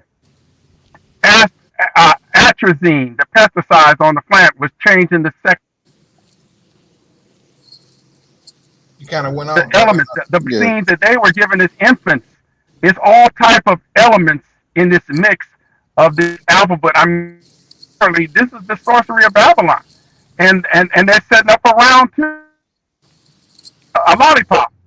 That's a good So point, brother. what I'm saying is there's a lot of things affecting attitudes that you see in people. Also, the destruction of our households. Uh, I find that we have to focus on a lot of our young people, because a lot of these older folks, they ain't never going to change. But what's happening with them, I'm finding is the relationships. I mean, these young people call, yeah, they're getting it, but we always in the so-called church, we always treated the youth ministry like it was the toy department.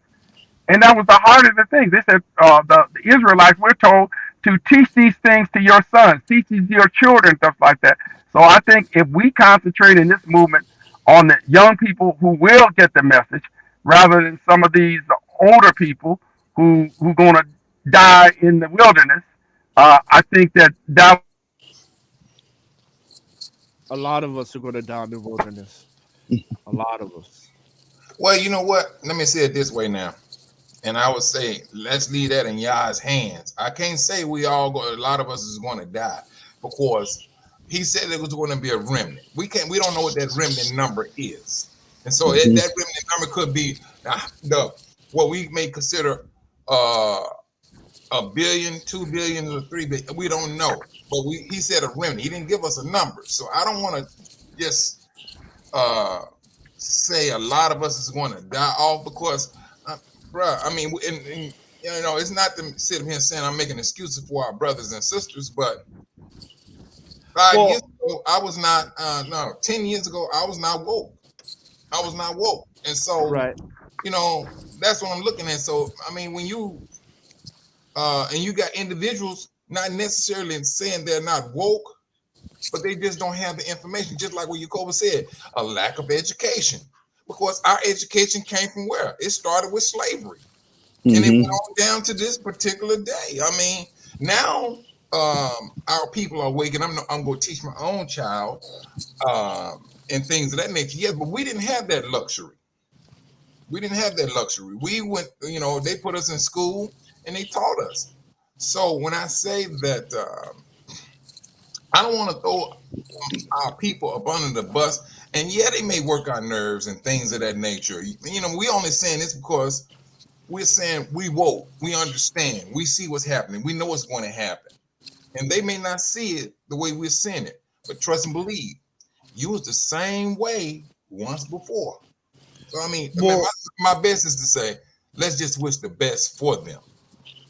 of course, when okay, I can just say in the spirit that when I said a lot of us are going to die, I was talking from the prospect of what happened in the wilderness during the first Exodus, right?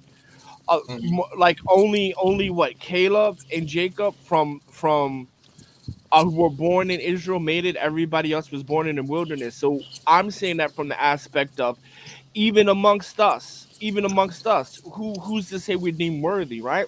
Because there's still, no matter how woke we are, there's still Babylon inside of us. There's Babylon in the way we think, how we But act. sauce. Check this But out, though. They let me didn't. just They didn't go through a history of not knowing who they were.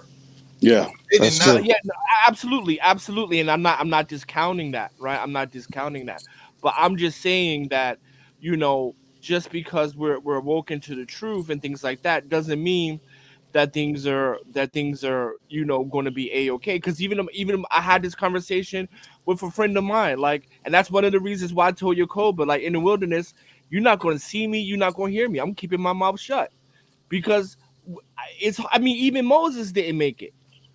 We got to recognize that. Yeah. Even Moses did, and Moses is better than me. Well, I'll tell you that much.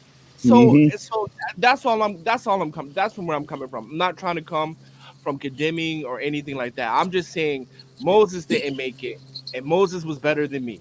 So let me be on my P's and Q's. That's all I'm saying. And then I just want to kind of reverse back to this one point where we talked about, like, this group, ADOS, FBA, and that group and stuff like that. I feel that we kind of have to let that go as a stumbling point.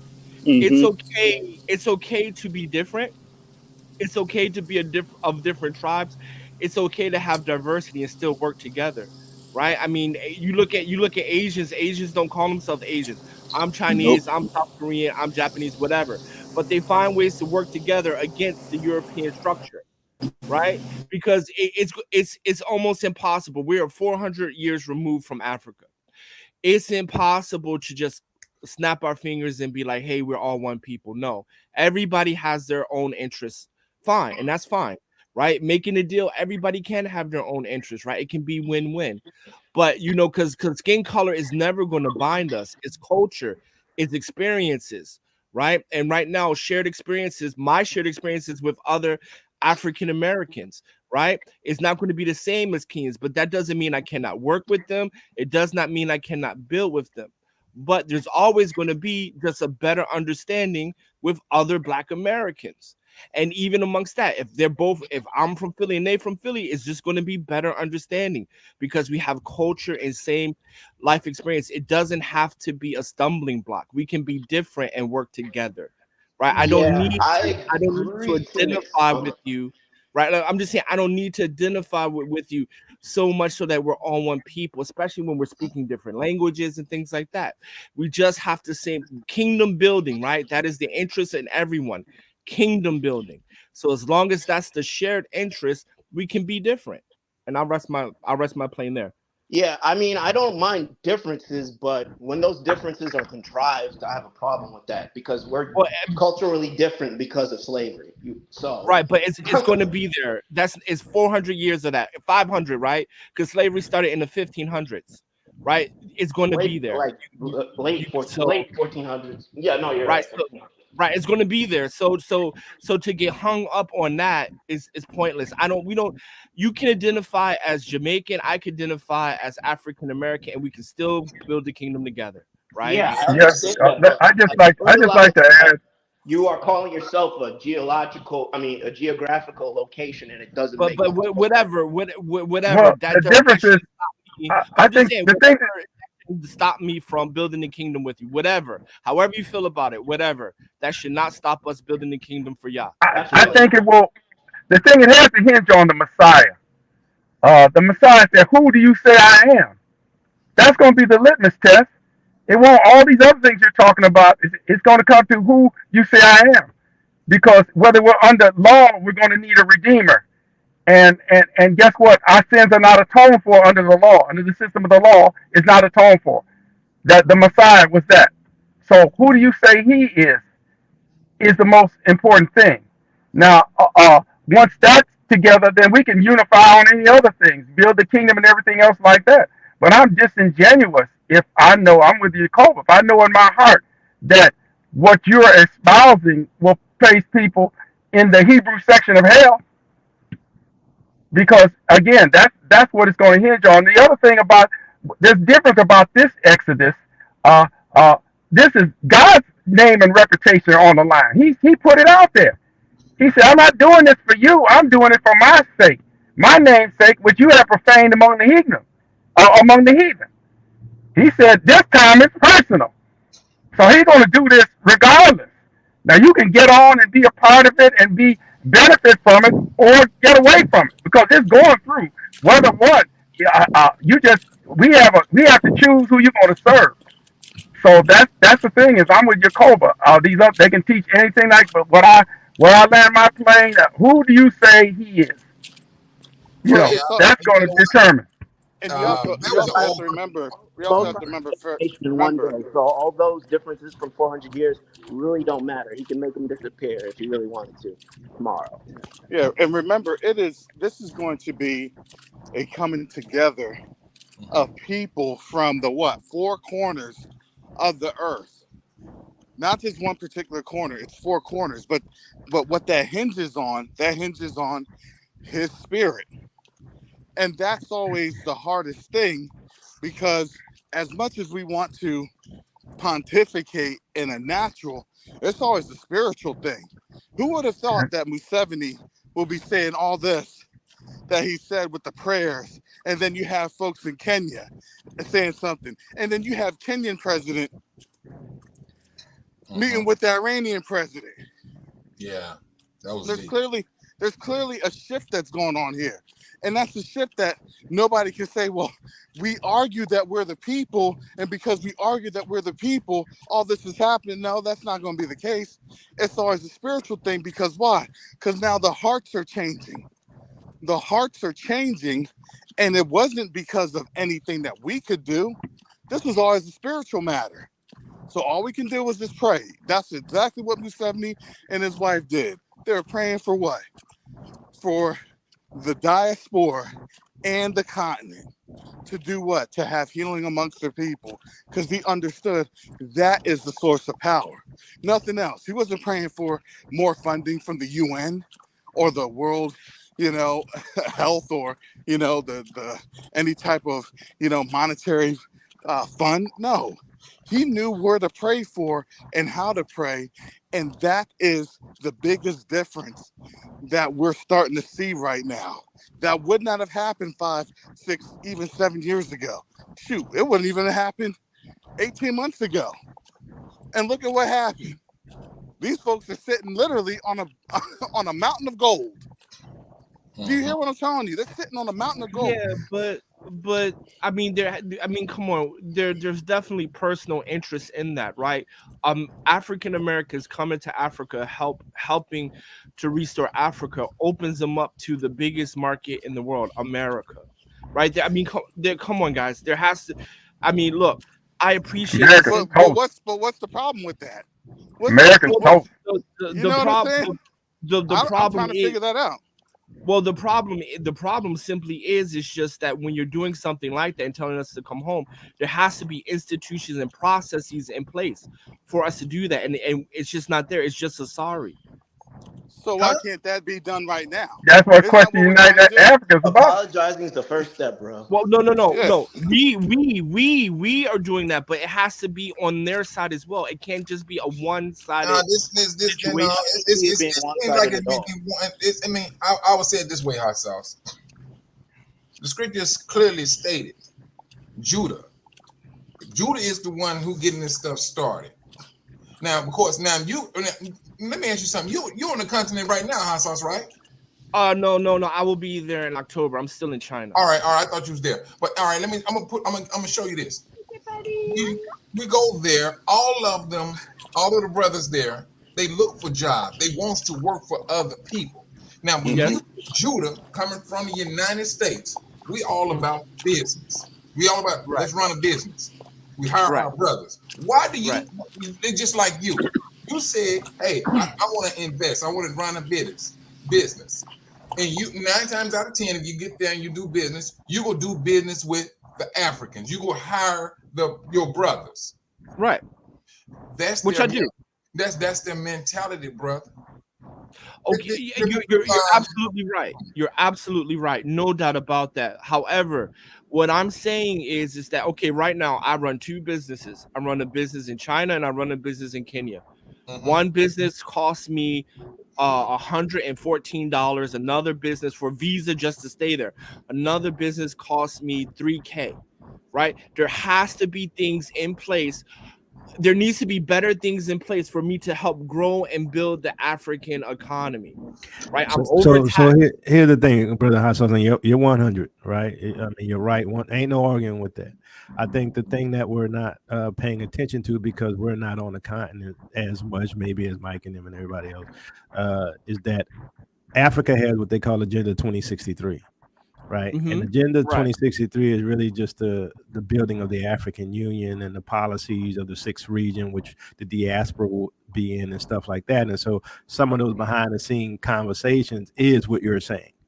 Right. It's just that they're at a certain stage right now pursuing Agenda 63. And but I mean, you're absolutely right. But I know for me, can't y'all give us a little something like right now? Do we have to wait like another year, 2, 10 just to get okay, here's my thing. Here's my thing, because I'm on the continent every 3rd month. I'm on the continent, providing jobs and stuff like that. And I'm not complaining because obviously there's a net benefit or I wouldn't be there, right? So I'm not complaining. But what I am saying is that for our brothers in America who are less fortunate, can't do what I do, right? There needs to be something in place for them, and they have to kind of ease up on business so we can provide more. If they ease up, I can provide and hire more jobs. That's all I'm saying. I appreciate the apology, and I hear where the sentiments are coming from, and I get that. But now we need to see action because we've been duped already, right? With the year of return, $1 billion. Yeah, and nothing for us. So let me give me a second. Hold on a second. That's why what Karis was about to say, and what Mike and them doing is Question United Africa. They're literally doing it right now. We need representation for our position, right? And that's why we need them out there. And that's what really ticks me off about some of the Israelites that's out there that's rolling in the dollars, and y'all can't give them no money. You know what I'm saying? They're doing the work out there. I mean, you got people like Ice Cube out there. You got all these entertainers. They got all this money, and they can't even break off a little bit. You know what I'm saying? But guess what? They're gonna lose all that money. Open up doors for me. I'm gonna lay my plane, but they're gonna lose all that money when Fed Now come in. They're gonna be wondering where all their wealth went. Yeah, exactly. No doubt. But I just want to say this really quickly. What Brother Karis is doing and Brother Orr is doing is great, fantastic, right? And I'm definitely going to support as well, wherever I can support, whether financially or giving context, whatever, because we're in this together. But what I'm saying to you is their side, because I know our side is getting it right. Our side is getting it right. I'm saying their side. Well, that's yeah. what Brother Hot. Who's on their side? You realize they don't own hey guys, let Kara speak. Guys, let Kara speak. Guys, per se. It's whoever the powers that be, probably Esau, who's within the continent or whatever, Europeans, you have to realize it's not them versus us. It's all of us together, and we have to make ways to go through whatever loopholes they put in front of us. It's not us versus them. That's the only thing I will disagree with. Okay, let me jump on in here. Okay, and here's what we all are missing. Karis, can you turn your mic up a little bit, brother? Shoot. Can you all hear me? Turn it up a little bit. Because somebody said you was kind of low. I am low. Said you was kind of low. Okay. Yeah. All right. Can you all hear me? I can hear you good. I mean, yeah. Go ahead. Okay. Yeah. Sorry about that. I'm outside, so there's a lot of noise and interference. So please forgive. Please be patient. All right. So what I was trying to say is, you can't get mad because this is the first time that we're actually having a lot of exposure between our people. And this is a lot of exposure. So these pieces are falling into place. It's just that traditionally speaking, white folks have already had these pieces in place for 400 years. We're in a 400-year backlog or playing catch up to things that they've already have done. But we're coming in a different angle because our angle is, look, we're family. And now family's coming back together, but we've been told to not trust our family. I mean, we don't even hardly trust our immediate family. So now we want to do this for a family that's been divided from us for over 400 years, 500 years in certain instances. So these are the division factors that, yes, we see it, but then the question is going to be, but how do we overcome this? Because just because you see it doesn't mean that it can't be overcome. It just means that there has to be other tools at work that we need to utilize to be able to create the cohesiveness and clarity. Because yes, here's the thing. Here's the glaring thing. We have to have clarity and cohesion amongst us. And we're trying to do it here and then export it to the continent. And it's not even really tried and true here. So this is what we need to do on this effort. And the way that this effort goes, it's not just going to be on us, but it's on the Most High to bring that heart, to bring those minds together for unity. And the way that works is, look, love. They have to have that reinforced. We have to have that reinforced. It sounds cheesy. It sounds, okay, this is taking out of the Christian thing, Christianity, churchianity. But no, at the same time, we have to love our family. And that's what they have tried to utilize against us, because they get messaging at a different rate than we get messaging here in the US all the time. And they'll say, I didn't see that. I don't know that. These folks don't even hardly know what's going on in Europe or the US. All they really see are music videos and everything else that's promoted to them by who? By folks that don't look like you or I. That's what happens. So now it's being able to open up those avenues of exposure. That's the plain reality. And that's what we're doing, is opening up those avenues of exposure. Because once you start to expose, people start to question, and guess what? The ball starts rolling from there. Go ahead. Brother Hot Sauce, let me ask you, what your business in Africa? What type of business is it? Import export business? I do agriculture, and we do some export, yeah, but mostly we do domestic. But some okay, this is what I'm talking to you. Like this, you're talking about diaspora. If you export some of your products here, if I can pay money to buy what you got here, you take that money, then you help Christian Africa. See, there's a lot of synergies. I didn't even know about your business. You see, you talking about what we can do here. Yeah, we can buy your stuff if you make it available. And that's how they work. And then you can put money into this. See, the thing is, I don't have a problem with the Africans because, hey, we were trafficked, they were colonized. They're as messed up over there as we are over here. We're all trying to come out of a situation. But the thing is, they're sitting on a gold mine and we're sitting on a knowledge. Judah got a scepter. We got to scepter. We got to rise up. We have to do that. We have to do the heavy lifting because this is what's called. See, God's going to do this. The only thing our choice is whether we're going to be a part of it. He's bringing the two sticks together. Are you going to be a part of that process, or are you going to be a hindrance to that process? So we all do that. We got a whole music genre out here that just describes our problems and talks about it in situations. We have to Well, deal with solutions. So that's what I'm talking about. How can I help your business so you can help? Let me know the synergies. What can we get going here? But that they have, make no mistake about it. They're sitting on top of that. I'm gonna show a short anecdote, really short. There was a guy who is Sikorsky, the guy who made the helicopters over here. He was an mhm. immigrant from Russia, and he came over here in the United States. And all the Russians got together in the United States and started building an airplane, but they ran out of money. They couldn't get enough money to get the engine, so they're at an impasse. A limousine pulls up. It's got, guess what? A Russian. One of their people pulls up. Rachmaninoff, the famous composer and pianist, comes up and writes them a check because they got a love for our people. I see what you're doing is for our people. I put up the money. If we have that attitude going among our people, like Karen said, based on love, and start dealing with money and get off this capitalist mindset, a mind, because ultimately you have nothing. We are trading IO. We are not rich. We are trading IOUs. We got Federal Reserve notes. This money is worthless. So while this worthless money is worth something, let's use it and circulate it till we can get the real money out of the soil of Africa and work with them and build them up strong. And I'll rest my plane on that.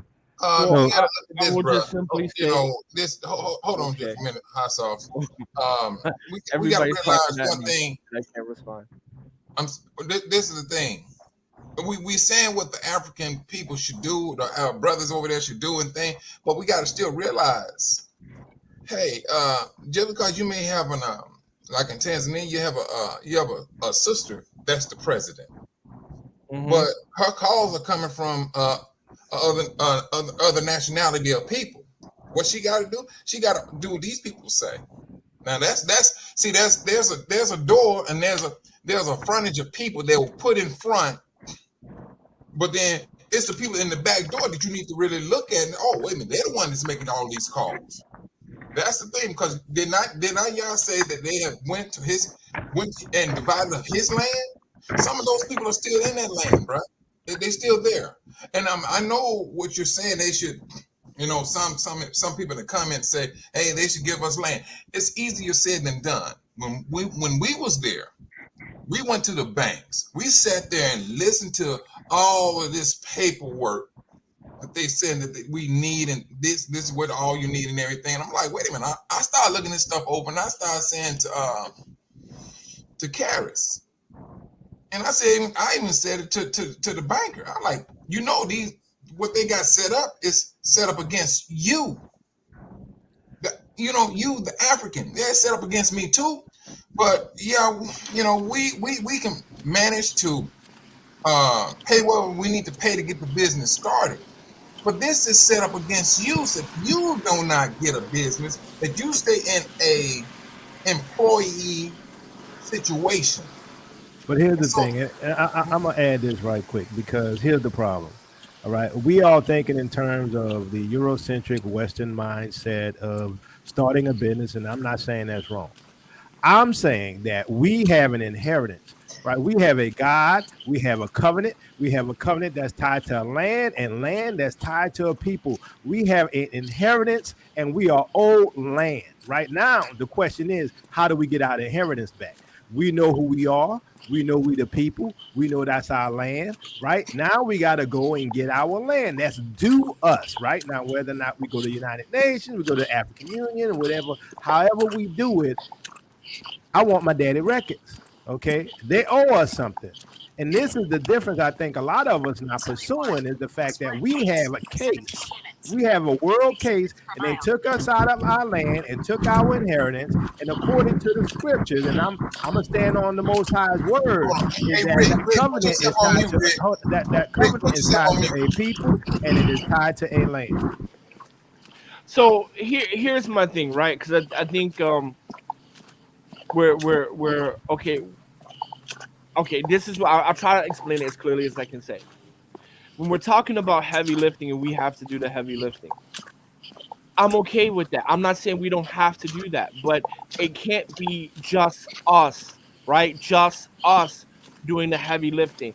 And when we're talking about, the banking and things like that, right? Asia, China, and America do not like each other, and they're in an economic war with each other right now. But somehow Tanzania found a way to get them the best tax incentives, the best land for free, and to allow Chinese people to come over there and to build the things for the housing crisis, for example. So if they can do that in opposition to white supremacy, they definitely can do the same thing for us, as we will try to build with them. That's all I am Brother, saying. this is the thing. I'm very adamant about this now. I mean, we can do our So part, but at the same time, this is gonna be Yah. Yah is said Yeah. he said he's going yeah, to do. okay, He's no, going to no. restore his people. I mean, we right now, we in African Americans, we cannot go to Africa and get all of those leaders out of that country. Period. No. Yeah, We but cannot I'm not. do it, bro. Nobody's saying. No No, one's no, no. saying I'm that. just, when I say no, but listen, I'm saying, but that's the implication of what it amounts to being. If you're saying, hey, we need to have this, we need to have that. And I know you're looking at it from a business aspect, and hey, Cause what we need to do, everything can't be on Judah, no, and it can't be on the Africans either, the no, brothers. it's teamwork. That's No, but exactly no, what no, I'm no, saying. It's no, brother. teamwork. That's what I'm saying. We can do our best, but when it's all over said and done, the grand focus want to be Yah. Fine, fine. Then no problem. Then let y'all just sit back, because like I have a huge problem when we say, okay, the Most High is going to work it out. Yes, he works it out, but he uses his people. He's using people like you and That's me. true, Yah. He's I mean, using people Yah. like I'm Paris and sorry. Oral. That- He's I, I, using I people. I understand what you're saying, hot sauce, but I'm just saying. What? But when it's all over said and done, I mean, What we we have? can do our part. We can do our part. I agree with what you're saying. We do our part. But there's gonna be some things that you can't do, I can't do, Jacob can't do, Paris can't do, all can't do, God can't do. There's some things there's going to be something that Yah is going to do. And matter of fact, whatever you do is going to get attributed back to Yah. Whatever Exactly. Karis do is going to get attributed back to Yah. We Right. ain't gonna be saying, "Oh, I did this on my own." Shoot, you may be dead in the No, water already. nobody's saying, Well, with all due let respect, me nobody's saying that. I'm just address. saying we all have to do our part. That's all. Yeah, That's literally all let I'm me saying. address We this. Can all y'all have hear to do me? our part. Yeah, I Yeah, hear can you. y'all hear me? Okay. Yeah, So I'm gonna say this. Listen, a lot of these things that the other nations are allowed to do is because it's what the other nations were allowed to do. Remember, we were oppressed together.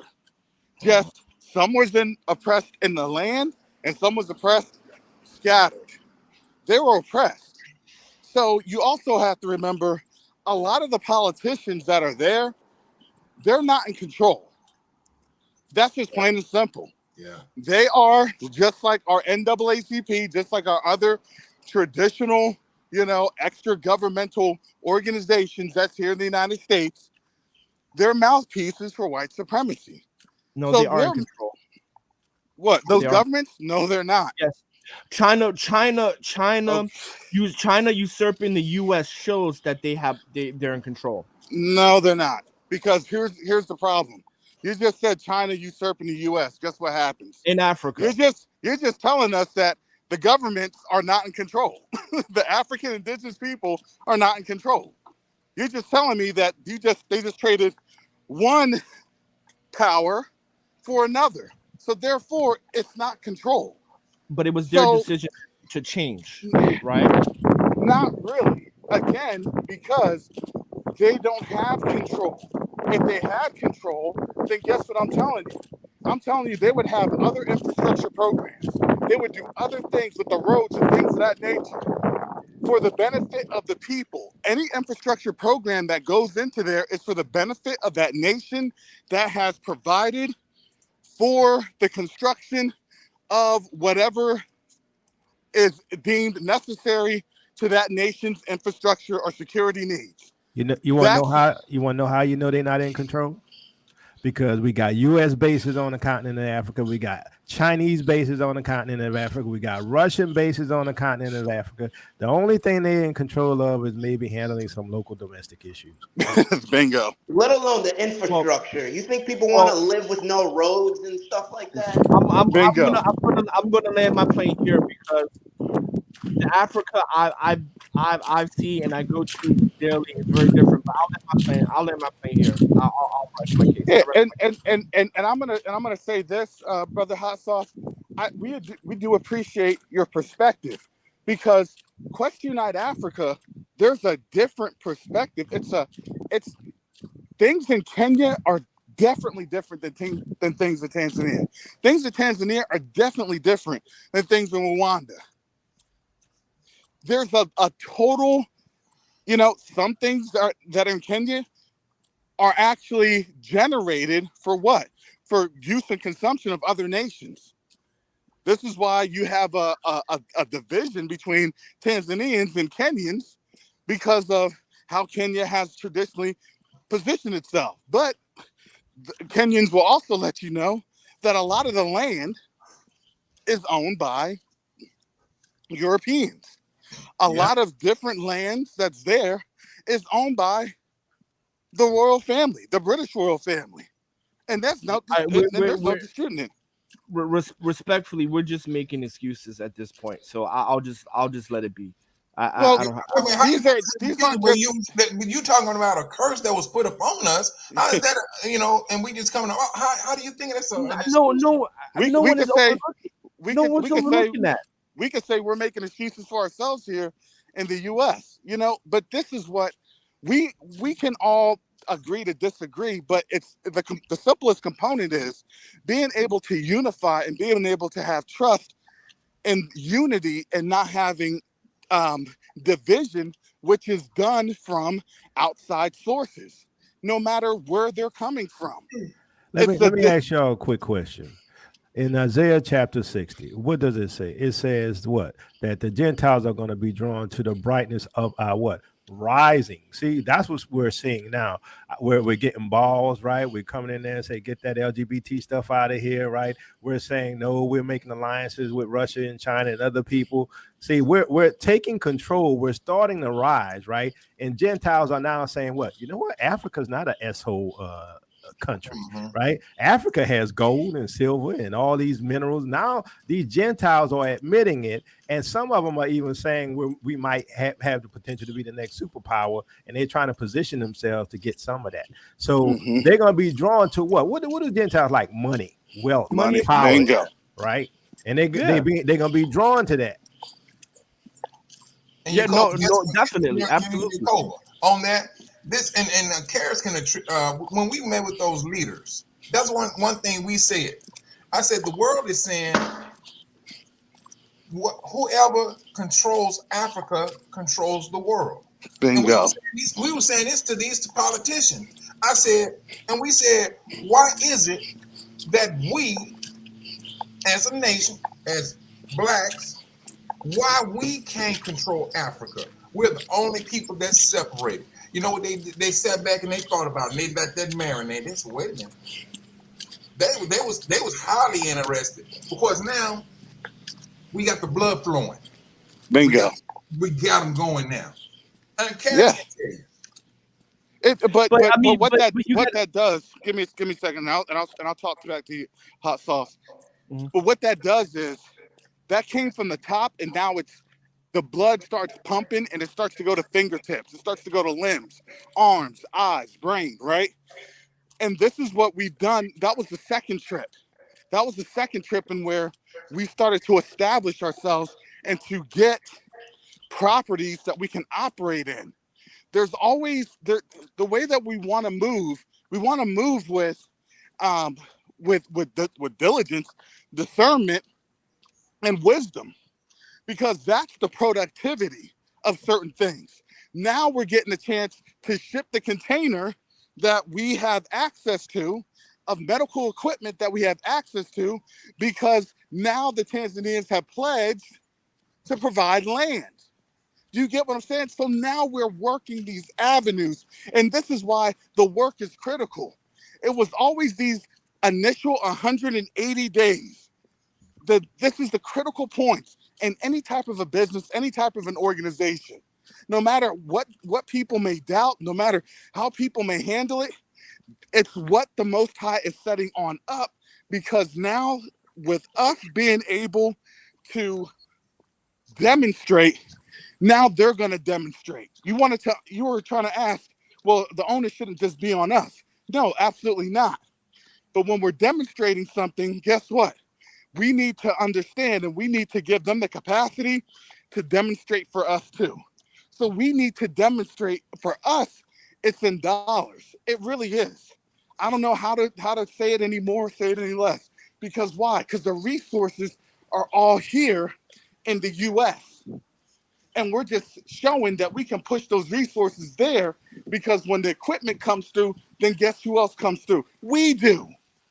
We're coming through to show them, look, there's better ways of doing this. There's more ways that we can show you how to streamline this process, so you're not so dependent on Western powers. Exactly. This is where we're having these are critical moments. Don't let anybody tell you anything otherwise. This is how you want to ask for land. You want to ask for these things. Well, this is how we do it. This No, is how we talk. This is how we walk. These Gentile kingdoms are going to fall. It's like we're worshiping a paper tiger. They're going to fall. They know they're falling. They're scrambling. Everybody's scrambling. The Chinese and that. If they're preoccupied in World War III, they're not going to be able to project that power on the continent. You're not going to be able to depend on the Chinese if they're fighting over Taiwan. See, God can do regime change. See, their sentence is all. Their sentence has already been pronounced. It just hasn't been carried out. So they're going to pay. So we don't have to worry about it. They're not even going to be in the picture. So we got to get out of this Babylonian way of thinking. That's where our business sense comes from, Babylonian. What we need to well, do is we're going to have to deal with the new paradigm. That's what Question United Africa is doing, establishing a new paradigm of a people who operate like a people and cooperate, that the whole world conspired to separate. And we're dealing with the last vestiges of that conspiracy. We're just throwing that off. We're coming out of They force. So God is in the judgment phase on these people. As they're being judged, we're rising up. And it's not. We can talk, we can pontificate and argue about this is what the Most High, this is what He said is going to happen. You still got to choose a side. Which side of it are you going to be on?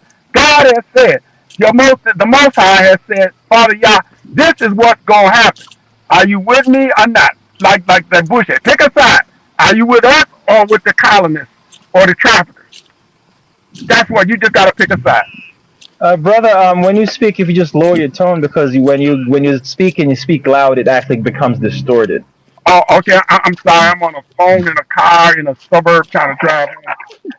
Yeah, All no, right. I'm sorry. we can hear you fine, but when you start talking loud, it gets very Oh, distorted. I'm sorry. I'm sorry. and It's I an gotta extension of my family. put that on out there. If you get in an accident, okay, don't even think about trying to come after Custody United Africa for any type of Hey, insurance claims. hey, Okay, brother, you are only coming in action on I your get own to, free volition.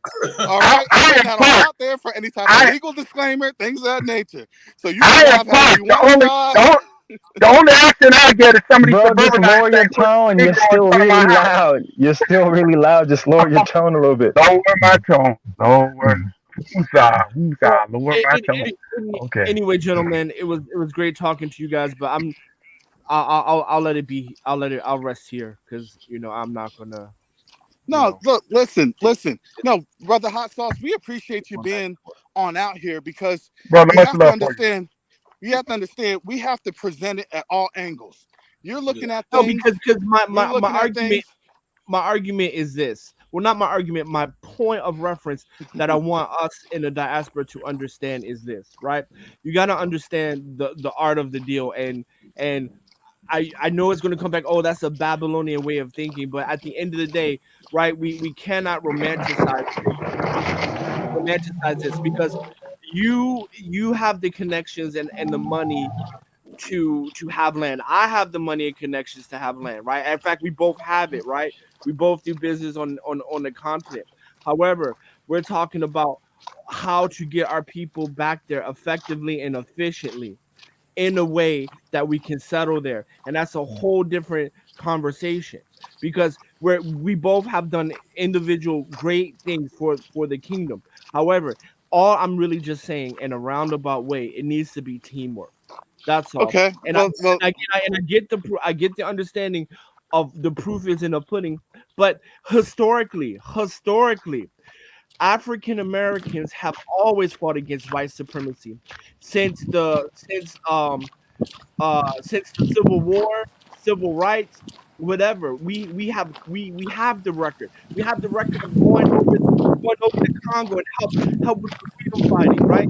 Matter of fact, when it comes to fighting white supremacy on the global stage, you even have African Americans going to Russia, right? So when we're talking about the global stage of fighting white supremacy, are tried and true. But now we have to ask our African brothers to come on and get up in the fight.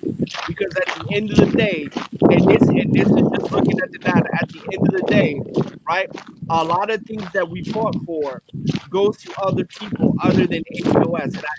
And I know that sounds extremely tribalistic, and I don't want it to come off as that, because I'm just sincerely saying that this is the time, because of the de-dollarization, because of the weakness of white supremacy. Now is the time when everybody has to pull their weight so that the kingdom can be built. And that's all I'm saying. Because we can sit here and say we're doing this, we're doing that, which is true. But Somebody need historically, to mute their mic. Yeah, yeah, that's please, Karis. You got a lot of wind blowing in your mic. yeah. oh, that's my But bad. I'm just All walking. but All right, go ahead. I'll slow down my pace. Go historically, ahead.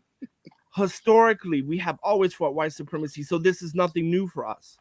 right. Because historically, we have always fought white supremacy on the global stage, You know, from the I, red tails to whatever. So that's all. So all I'm really They've saying is been that fighting too. All of us have been fighting worldwide. I mean, yeah. They've been The Haitians they've completely been fighting too. slave masters. Let me correct myself. The diaspora has historically shown to fight white supremacy. Okay, the diaspora. So all I'm saying, this is all I'm saying. They gotta pick up too. That's all I'm saying. That's it. Yeah, they gotta bring some more to the table, and we But how can you appreciate that. even? But I just want Thank to interject. How can you quantify that? Like that's the thing. It's like I don't think it's even worth saying. Look at our history and look what we did at like. I think the main focus is, and I understand when you're saying how what do we get for helping them or what do we get for doing business with them down No, there. no, no, no. I'm not, bro. I said working together. They have to pick Yeah, up their end. I Oh, didn't say what we get. I said yeah, everybody has to teamwork. That's what I'm saying. yes. yeah, but okay, I understand. But So the only are you thing talking is about like the continent and the diaspora? That's what you're saying? Right, because Yakoba historically, right, we can look at the Caribbeans, the Haitians, African Americans, and even the African, even the blacks in Nova Scotia, on the global stage, right? Like Jamaicans went to help Selassie, they helped to fight the freedom war in Cuba, right? Historically, the black diaspora has always been 10 toes against white supremacy and fought in any shape, way, and form, and that's historic. And Africa has been less than desired on that front. Let me Hmm. ask you a quick question. Brother, And we all, they got we all people assassinated too. The CIA Oh, was hold working on a against second. them. Hey, Hold on a second. Let Karis ask the question. Okay. All right, let Yakoba ask the question. Yeah, just a short, quick question. I was listening to this guy. He's an African guy. He wrote a book. I believe he was on O'Shea Duke Jackson's broadcast, and he's oh, an I couldn't African. yeah, stand that guy. I saw And it. and he was saying that he gets some of the stuff that we've gone through and stuff, but he had the nerve to say the problem between us on the continent and those in the diaspora, that the diaspora don't like the white man, right? But we don't have a problem with the white man. Right, there it And is. there goes our problem. problem. Right. There it That is. is the crux. I mean, I That is the wanted to be crux. diplomatic about it. I want to be diplomatic about it, but that's facts, because anybody who I, been in Nairobi will let you listen, know the white man's going to get served better than you in Nairobi, and that's facts. It happened to me several times. And there's well, different listen. nations in Africa who says that who knows if he's an Israelite or not. So, but I just wanted to finish my one point is like we just have to go into this effort like Yeshua would, like going in love and not expecting anything in return and just doing the Father's No, will, and no, everything will fall into no, place. no. Oh, this is why We have to So follow now, what okay. what our Messiah has said. He who would be great among you, let him be the servant. We already know. He told us that Judah was going to have to lead. He showed the scepter. That's why you have to lead. These people, now right now, you say they're being led by white people. They want to be led by somebody. You're going to let white people lead them? And when then we have to lead and operate out of a love and a pure heart and not trying to victimize them. So that's our role. That's good. They need leadership, and we're there to provide it and provide the help, and they're going to provide a place for us. So Well, That's everybody true. gives something. That's let's understand this, because we and this goes against our biases and things of that nature. You know, it's not just white people. Do you Mm-mm. hear what I'm telling you? This is the nations, Yeah. because now they're just trading one nation for the next. They're just trading God for Magog. If we really want to be correct about this, and that's where on the continent they have no problem with Magog. They like Magog. they love them. Exactly. So we have to really, because all we've been influenced under has been Gog and their structures. They've been influenced. Now they're being influenced under Magog and its structures. That's the fight that Jacoba is talking about. Russia and China, that's Magog. The other parts of the West, that's Gog. And the fight is worse. This is the fight. So while, as Brother Rich was saying, while the distraction is going on, we're not worried about the fight. We're just worried about our connections and how do we connect and connecting in a wise way. See, we want to do what we want to do, but if we don't let the Most High lead us in doing this, it's going to fall apart, because it's not by might, it's not by power, but it's by His Spirit. His Spirit, no one else's. So we ask that we do things in a humble way, because they really do value humility. But again, just like with us, This is not we are no. very wary of who we're letting into the circles. And you have to appreciate that effort from them. Don't discount that effort, Yeah. because they're thinking along the same premise. They don't want you in their groups, you know. I mean, but they want to come in your group real deep. But at the same time, hot sauce. I want to say this, man.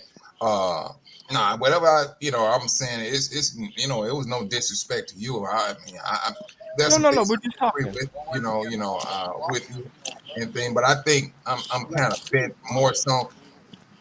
Yeah, I can put His Spirit in anybody. If Mm-hmm. you come up with a line of thought to do this or do that. When Oral brought it to my attention, hey Mike, I want to start a non-for-profit organization. I'm like, okay, cool. We talked about it and everything. Boom, boom, boom, boom, boom. And so, and then I came back a couple days later. I was like, nah, man, you need to roll with this. Y'all put something in me. He put something in. I called Oral. I was going. I mean, I wasn't going off on him in a bad way. I was rushing him to get this thing pushing. And so Oral got on the phone with Karis. But this is what I'm saying is this. It's Yah's spirit. So once the spirit was on Oral, it came upon Karis. Karis said, you know what? I can so and so, so and so, so and so do this and do it. He did that and everything. And from there, we've been moving. So yeah, we're doing our part in a fleshly way, but it was introduced in a spiritual way. Yes. That's the only thing I'm saying. It's going to always fall back in Yah's lap. He's the one who Absolutely. got it started. Hallelujah. Hallelujah. And let me just tell you how we do work at Question United Africa. We always pray about everything. As Oral is making inroads with construction equipment, our most valuable asset is our prayer team. That's our most valuable asset. Our most valuable operation is not logistics, it's not admin. It's our prayer team. Because why? Because when we are led by the Most High, then guess what? All of a sudden, all of these supernatural things start to open. Because what we have experienced has been a whole bunch of no's. And then here comes yeses. It's a hard thing to represent a culture and say, hey, we are awakened, here we go, we'd like to do something, and then they look at you like, well, you're the enemy. Why would I want to support my demise? So we have to do things in a wise manner, but we end up usually coming back and say, okay, now that the Most High has allowed us to deal wisely with this component, now we can move, and guess what? We begin to get favor even amongst our enemies. We have to operate in their spheres, in their structures. Doesn't mean that we're operating like them or being like them in the worldly sense, but it just means now we have been able, through the Most High's knowledge and wisdom that He's imparted on us, to be more effective. And that's what we're doing. I know that it's a frustration. How do we be more effective? How can we be more effective? And we tend to get discouraged because our effectiveness doesn't seem like it's effective, but it's really the Most High saying, I don't want you doing this. I want you thinking like that. And then having that knowledge and understanding and patience and really humility, because you have to understand, okay, this door is closing because this door is opening, so we need to walk in this, and then that's the blessings. Well, I mean, let me just say this, because I'm not saying we shouldn't do business in Africa. We should. I've been there for the past 3 years. You're there, and other people's, like, T3andMe, all of them are over there, right? So that, again, that's not what I'm not saying, and I'm not saying don't walk in the wisdom of the Most High either, because I'm not saying that either, or not to pray. Literally, what I say is kind of being obfuscated, where it says it has to be, it's the two sticks coming together, right? It's the two sticks coming together, right? And right now, all I can say is that, again, it's up to us, and I I I don't. It's not like I can just say I personally never came into Africa Hold on for a thinking minute, hot that. sauce. Hey, Carrot, you still got that wave on in your mic. Yeah, I got you. Yeah. All right. I can just say this. I never came into Africa thinking that I can show them a way or something, like, because this is their country, right? There's so much things that I don't know, being there only for a short period of time, how things go, the culture, the customs, things like that. I cannot come in and say, okay, hey, I'm going to lead the way, right? All I can do is come in, learn, and add value where I can, and again, pray to the Most High and see where I can fit in to help my people get out of Babylon, right? Because that's all I can do at the moment, right? But again, like, I can just say this: it absolutely has to be a concerted effort, man. Because at the end of the day, we don't have power over visas, we don't have power over land. No, you're It right. has, right? It has to be a concerted effort, or it's just going to be, we build businesses, we hire people, and then when we're done, they're going to just say thank you and go, right? Because we don't have power over land and visa or residency. I think that what you just said, like the power over visas and things of that nature. I think that And I'm not talking like you and me, because we have money and resources. I'm talking about for the people. Yeah, I understand what you're saying on that. I think that, Yah's going to put it in us to, if we got to form an organization for that, he's going to see to it that, get into There the absolutely need. politics or There whatever. has to. There's a definite need for that. 1,000% need. There's no question about that. And if he moved, he put that spirit into somebody to do that. Yes, trust and believe. I'll be the first to support it.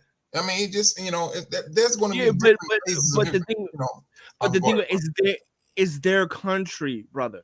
So whatever we do or not, we still need it's not their country. It's not their country right now. No, I can't say it's their country. But we need someone's permission.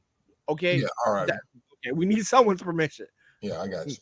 Okay. Yeah, we have to work with diaspora. We have to work with the proper authorities, right? Yeah. There's the authorities on paper, right? And then there's the actual authorities. And we're starting, and that's okay, because really we're starting to learn how those diplomatic efforts are done, how to engage in that. This is what it is. And that's really what you're saying is, look, there's diplomatic efforts that need to be done. And with that, that's why we need to support Q2UA Africa at q2uaafrica.org. Okay? Please support, and these are the things that we do. Mike, Oral, and myself, we're doing this on a daily basis. We're coming up and we're programming solutions. We're not going to tell you everything that we're going to do. That's not going to happen because we already know that there's copycats, right? And that's fine. However, what we start to do and what we do every time, we start to dilute ourselves. Well, this organization's doing this and that organization's doing that. So what's really going on? Right. Well, I mean, but the criticism is not about Q2UA Africa. Is no criticism about that. No. I'm not saying that. I'm just saying that in a generality. Okay. Truth be told, it's not our country here. I'm just saying because my criticism is towards Museveni and his apology. That's where my critique is. Wait a minute. You upsetting him? I was kind of happy that he apologized. I felt it was. Let me stop while I'm ahead. Let me just stop. Well, I understand, but you also have to understand this. Everything has to be done incrementally. You're just not going to throw out the red carpet, And I think our people, we suffer from expectation management. We really do. As a people, we really do, because we're expecting them to move at our pace, and unfortunately, they don't move at our pace. That's just how it goes. But at least, I look at it like this: at least they acknowledge something, right? There's an acknowledgement of something, and that means that that acknowledgement can start to carry forward and start producing things that we want to have produced, right? But it's the expectation management of what we believe that timeline should be, and that timeline's not going to be there. You're just going to be disappointed. I think we have to stop beating ourselves up. I think we have to stop beating Go ahead. I think we have to stop beating ourselves up a lot of times. We're hard on ourselves. The colonizers, when they came to this country and colonizers, they had to do exactly. They had to build infrastructure. They had to build railroads. They built roads. We didn't get an internet, a national highway system until after World War II, when they said they would build it up like the Autobahns. It's a process. This thing isn't done. They're Rome. You talking about Rome? Well, that's Rome. Rome wasn't built in a day. So here's the thing: we have to do this. But there are people that do it. There are people all over. God is bringing this thing together, the Most High, from all directions. There was a brother I'm getting ready to retire. He's working on to see where you can go take your retirement and get a visa over there 7 years and have your retirement check coming out. You're still very distorted and you can't hear anyone else speak because you're speaking so loud. You're speaking very loud. Can I turn my device down? I'm kind of. Let me see if I can turn my device down. So let me say this while he's fixing that right quick. If you look at what's happening, Ruto is doing his part. He's helping lower some of the barriers and opening up the borders and the visas and stuff. Museveni goes ahead and confronts the alphabet people and all these things, right? And so some of the ones on the east continent of Africa, they're doing their part. We're not part of the conversation behind the scenes, so we can't just look at Museveni and say Museveni not doing X, Y, and Z. Right, when we don't know that Museveni probably sitting behind or on the phone with Ruto and they're hashing this out. Okay, you do this, I'm gonna do that. So and so gonna do this, and it's progressive. Well, I want to address something because we talked about expectation management and then also Museveni's point. So, and I was actually going to bring that up. So, for example, like when Ruto did, he was like, you know what, this is crazy. You don't need to pay to come home. So free visas for the diaspora, right? That's what an apology and atonement looks like. Hey, here's an apology, and here's how I'm going to make things a little bit better, right? And that's where Root Museveni, in my humble opinion, just my humble opinion, that where the apology kind of fell short and it played on the strings of emotionalism, like it happened in Ghana. Because let's not forget, 2018, 2019, the year of return was a cash grab. Even the Ghanaians will admit that, and the African Americans who went over there, they'll admit that, like, no, it was a cash grab. Right, there was nothing beneficial for us. And the second thing I want to talk about is where we're like expectation management. Historically, African Americans have fought and strive for so many things that they did not get the abundance for. Everything from affirmative action. That's why affirmative action went away. If you read Justice Thomas thing, he said, hey, affirmative action was for the Freeman's Journal was for descendants of slaves. And I'm looking at the statistics. White women getting their fair share, Asians getting their fair share, African immigrants are getting their fair share. So we shutting this down because it wasn't for them. It was for ADOS, descendants of slaves. So since they're not benefiting it, we're going to shut it down. And that's we got to stop that mentality of not expecting. That is so detrimental to our psyche. That is so detrimental for us having even self-confidence. No, if I do something, you got to give me mine. No, absolutely. I have a right to have expectations because I earned it. I have a right to expectations because I fought for it. I have a right for expectations because I'm putting in the work. That's a fair point. Thank you, Hot Sauce. Fair point. Go ahead. Yakoba, that was you? No, that was me. My question to Hot Sauce was, go ahead. What should Museveni have done? Because when we think about the political situation, everybody has legislatures and they have to pass laws. He might act like a king, but he ain't a king. And so when we talking about working together and getting results, I look more so at the mood of spirit. Like, for instance, the fact that Ruto doing what he's doing and Museveni doing what he's doing, while here in the United States, people talking about reparations and actually starting to cut a check in certain towns. I'm looking at the move of the spirit that's bringing all of this together at the same time, because it's not going to happen through man.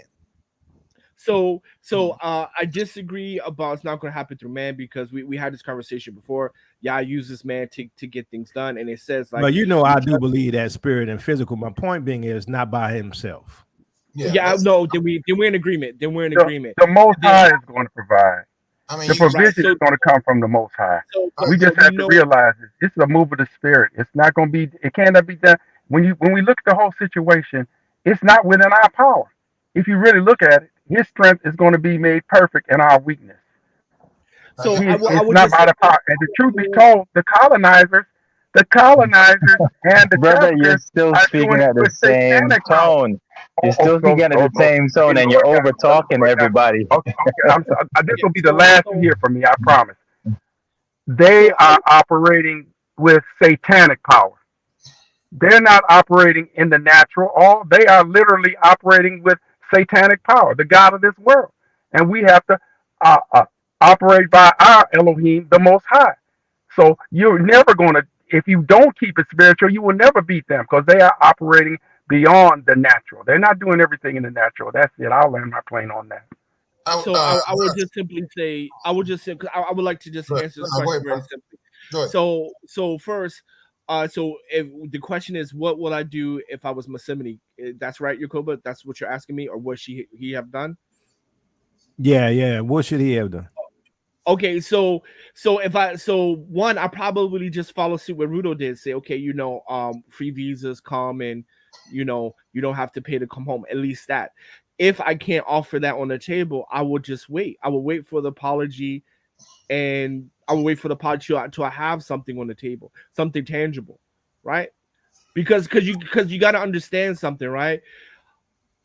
We're hesitant. Because of the year of return, a lot of African Americans are hesitant. What we're seeing on YouTube about people leaving, we're hesitant.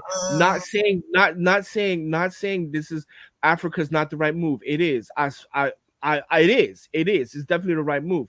But the thing about it is, it's just that we need to be wise, and we need to stop saying it's going to be spiritual, because yes, everything is spiritual. The awakening is spiritual. The four carpenters going over there to help develop Africa is spiritual, right? But there, but this is the thing, bro. On that now, this is the and I'll say this with a word of caution. Everything that you do in your success in your life is about spirit. If you say you're a person, I'm saying that. Bro, listen, I'm saying. Okay. Hold on to that more so than what you think you're doing on the fleshly side, because it's easy to think that, hey, I'm doing this, I'm doing that, and it's easy to push Yah aside and put yourself in front. See, no matter how it goes, nobody's pushing Yah aside, brother. Say it again for me. No, I'm not. No one's pushing you outside. I'm not pushing you outside. No. But I'm saying that this. You saying, what should have been done. My thing is this. Because that's what he asked me. No. Listen, the brother got up there and he apologized for the how they did our forefathers. Boom. I appreciate that, because it went over the air. Millions of people heard that. So now let's just think about this.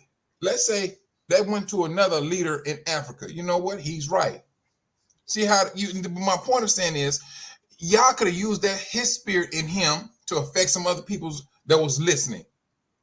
That's what I'm getting at, bro.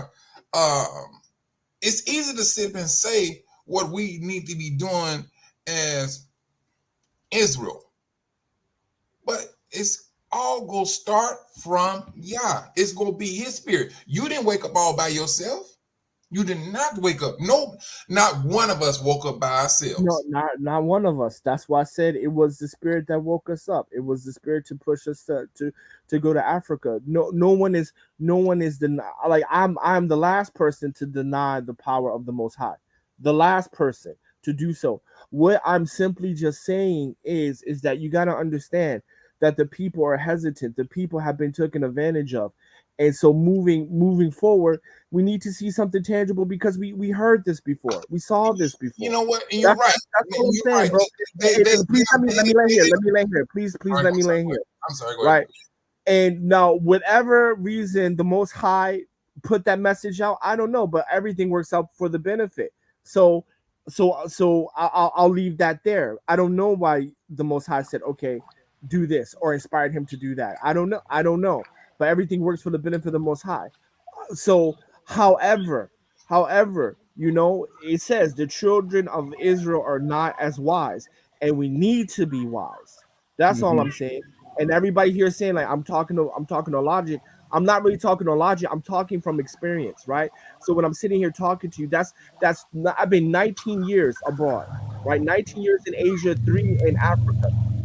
Like, it's just different over here, and that's why when I'm saying that, because I'm saying, hey guys, we need to look out for this. This is a danger spot. It's not talking from logic. It's talking from experience. Well, let me interject real quick, and I'll hand it over to you, Mike. So basically, I'm going to say this. Look, as what you had said and what you're saying, Brother Hot Sauce. Look, yeah, we could have expected more, but at least he said something, right? At least he mentioned it. And to be honest, we always do have a level of expectation that we want more, right? But it's also how the Most High operates. He always gives us things incrementally, right? And the same could be said right now. We expect more, but this is probably an increment in terms of we don't know what's going to happen next. We don't know what could be, being brewed in the background. We don't know these things. That's true. And I always say this, look, at least it's a step in the right direction. I'd rather see steps in progression than steps in regression, right? Well, I don't know. I'm just going to say I personally don't know if that's a step in the right direction yet. I don't know. Yeah, it remains to be seen. I appreciate it. For an individual to be on the continent, to be a ranking politician, to get on there and say, hey, this is what we did to our brothers, and apologize, asking for y'all to take the curse off of them, and you don't see that, brother. And here's the thing: not only did he say that, he compared it to Joseph and his brothers. There you go. Right, that makes it better. It makes it a whole bunch better. So I'm just saying I don't know. That's all I'm saying. I'm not condemning the man. I'm not putting dirt on the man's name. I'm just saying I don't know. I don't know yet. We'll see. In my opinion, that's all I'm saying. Well, I agree with you, Hot Sauce. I mean, we should expect more, and we gonna get more because the Most High gonna give Right, us more. But you right. know, the thing I think we all saying the same thing is that there has to be some elbow grease and not just spiritualism and all this stuff and not just Right, fancy right, words. There's got to be right. actions behind everything, and I think that's what Teamwork. everybody Yeah, agrees with teamwork. that. Yeah, that's all I'm saying. It needs to be teamwork, or everybody needs to put in to the benefit of the tribe or the nation. That's all I'm really saying. Hallelujah. Look at that. Hallelujah. And I'm going to tell you this, family. I love when we have these Q2UA discussions, you know, and not just because we're trying to make sure that you can support us at question.africa.org. Question.africa.org. We're doing our best to ensure that the continent has a bridge to build on through critical infrastructure and economic development. Please support us at question.africa.org. So now, Yeah, jokes. so now, so not only is this a good um, interaction with our people, this is why we have the panel on out here. We have the panel because we got to discuss, we got a reason. Because see, Hot Sauce brings a point of view, Mike brings a point of view, Oral brings a point of view, Jacoba brings a point of view, Rick brings a point of view, Garth brings a point of view. Look, everybody has a viewpoint. And what we want to do, we want to sit and discuss this in a wise manner. Nobody's here accusing or saying crazy stuff. No, we're bringing things in decent order. That's what the word says. We do things in a decent order. That's what the Bible says, right? But we need to have knowledge and understanding because Hosea 4:6 says that we're the sword for what? A lack of knowledge. So if we don't lack the knowledge and then we presume and presumptions, right, create distractions, then guess what we're doing? We're destroying ourselves without even actually taking a look at everything. So we're looking at the full matter of things. And I'm going to tell you this, I enjoy it. This is heartwarming. Because why? Because for 400 years, we haven't been able to do anything like this unless people storm off and go crazy and yada, yada, yada. No, let's break this on down. I get your viewpoint. And I'm going to say this. He gets your viewpoint, and he's going to say that. This is where cohesiveness comes together. And that's understanding. And at the end of the day, when everybody understands each other more, you love each other more, just like what you have with Yahusha. When Christ said, look, they asked him, what is the greatest law? To love the Most High, right? And to love your brother like yourself. The love component comes out. The love component shines because love is the basis of understanding. And when you understand each other, you can deal with wisdom because understanding does what? It covers the hurt and the frustration that we've all gone through.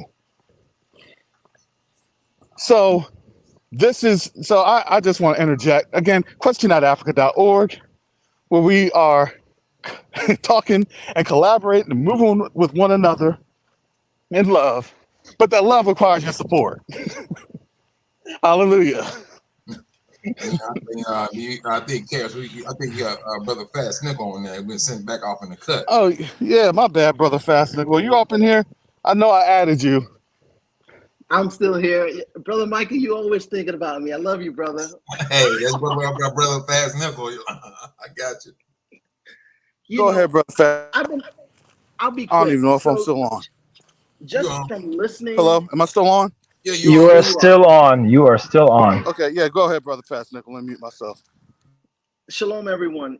I just took some notes of everything that was said, and I'm just going to reiterate what everybody said. First, Brother Jacoba many times has said it's about a waking up. So I agree with Brother Michael that the apology, what Jill Scott did, whether people like what they do or don't like what they do, it's all, to me, it's all part of the waking up. These people need to make mention of it so that it becomes talk at the kitchen tables, etc. That's the first thing. Second thing, what Hot Sauce said of not expecting, I totally agree. What they have done to our people is they have made us feel like a Charles Dickens, the Charles Dickens tale of, hey, may I have some more porridge, please? Instead of saying, no, we expect it, and we need to expect it. What Brother Yacoba said about the Fed coin, that officially is active today. Where that goes, who knows, but it's something to pay attention to. As I mentioned last week about the dream that the Most High gave me, that's why, as Brother Karras said, the prayer team is the most vital, because they are coming after us. They don't want this to happen. The other thing to remember, when we came out of Egypt, the Most High kept us in the wilderness 40 years because he needed to defrag what they had learned in Egypt. So this is not going to happen overnight. It's the Most High has got to defrag us, because I think Brother Michael it was said how the people in the diaspora are messed up and the people in the continent are messed up. So the Most High has to defrag them of that the colonizers have done. And the last thing I'll say, it was said a while ago, whoever controls Africa, and that is why they are trying their best to disparage us from coming back to Africa, because they know that if we come back, they're going to lose control of Africa, and they don't want that. They know Africa is the key. Hallelujah. Thank you, Brother Fast Nickel. Anybody have anything they want to say? Yeah, I'll say this real fast. Uh, you know, I think Jacoba kind of touched on the indoctrination. Now, you, Brother Karras, Mike, you guys were both on the continent. What I found interesting is from talking to people and just asking them their belief system, the ones that are Christian, they actually physically believe that Yeshua is a white man. And that is astounding that they actually think that. And that's all of the part of the indoctrination that continues until this day. Because at least for us on our side, majority of the people here that want to be awoken, they're awoken. People that are young people, and I'm talking about young people, brothers and sisters. Young people on the continent actually believe that Yeshua is a white man. It's like you go to people's houses and they literally have white Jesus in their homes, and these are people in Africa. So the indoctrination is a strong thing. So one of the work that Judah has to do is really help our people come out of that indoctrination and help them realize that it's just not only is it not possible spiritually, it's not possibly physically, because they all agree. The white man will tell you life started in Africa. So how could it start with a white person that their skin cannot take that heat? So we have to definitely do our part in actually helping our brothers and sisters realize who they are. And that's part of where the work lies. And I'll land on that. Brother Oral, what you just said is interesting, because in either yesterday or the day before, when I was on with Sister Ashanda, we were talking about Ron Dalton, and Ron Dalton was saying how he went to a couple of different countries in Africa, and the kids, they're not being taught anything about the history of their country. They're being taught European history. Exactly. Mm-hmm. In Mandarin, the language. Exactly. Yeah, and Mandarin. Yeah, get that right. Because look, is that interesting? Brother Orr was absolutely correct. Man, they have white Jesus on the back of their buses, on the back of their pajajis. Mm-hmm. It's for real. But I was talking to one sister there, and they speak Swahili, and she's a diehard Catholic, and so I had to work some stuff out to figure out how to look up scriptures from their language, Swahili. So this brother, he spoke somewhat broken English. He said, "Oh no, it's this book here." But he was Muslim, and so I showed her the scriptures. What was it? Song of Solomon. What was it? Chapter? Was it chapter 1 or chapter 5? Well, I forgot what chapter it was, but it was a description of Solomon when he's saying he was black and skinny and things of that nature, but comely. And she was shocked to see that. She was shocked to see that Solomon was black.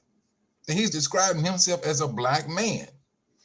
And I said, well, now let's just reason. So, and she said she always thought that Solomon was a white man. I mean, this is this is what they're teaching in the land. But it seems like things are changing more so on the west side of Africa. It seems like those brothers are waking up and just, hey, you can take your white Jesus. We know he's not white. And it seems like they're speaking out more so than on the east side of Africa.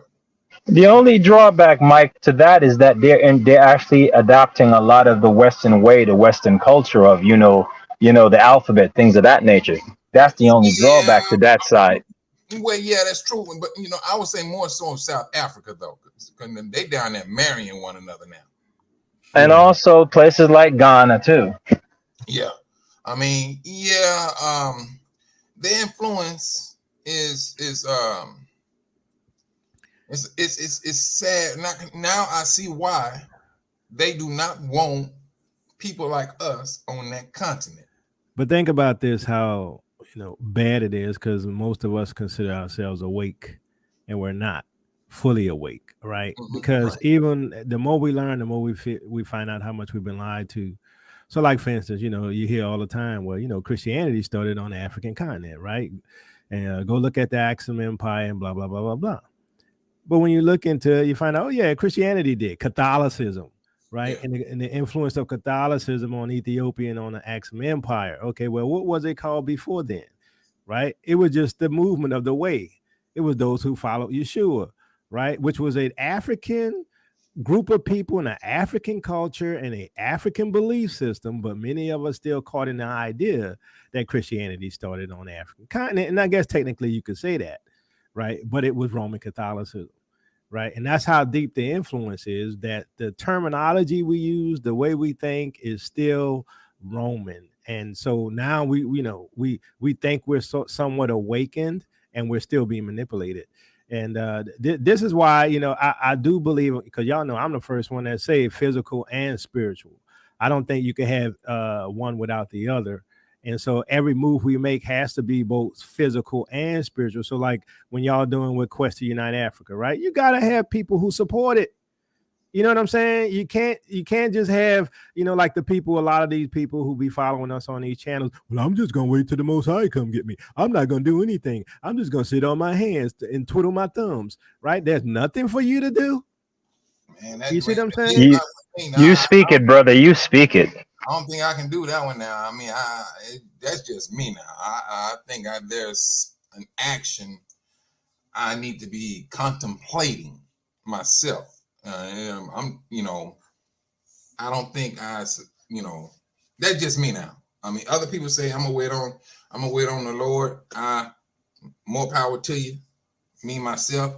Nah, I'm gonna work on some things and getting myself up out of here.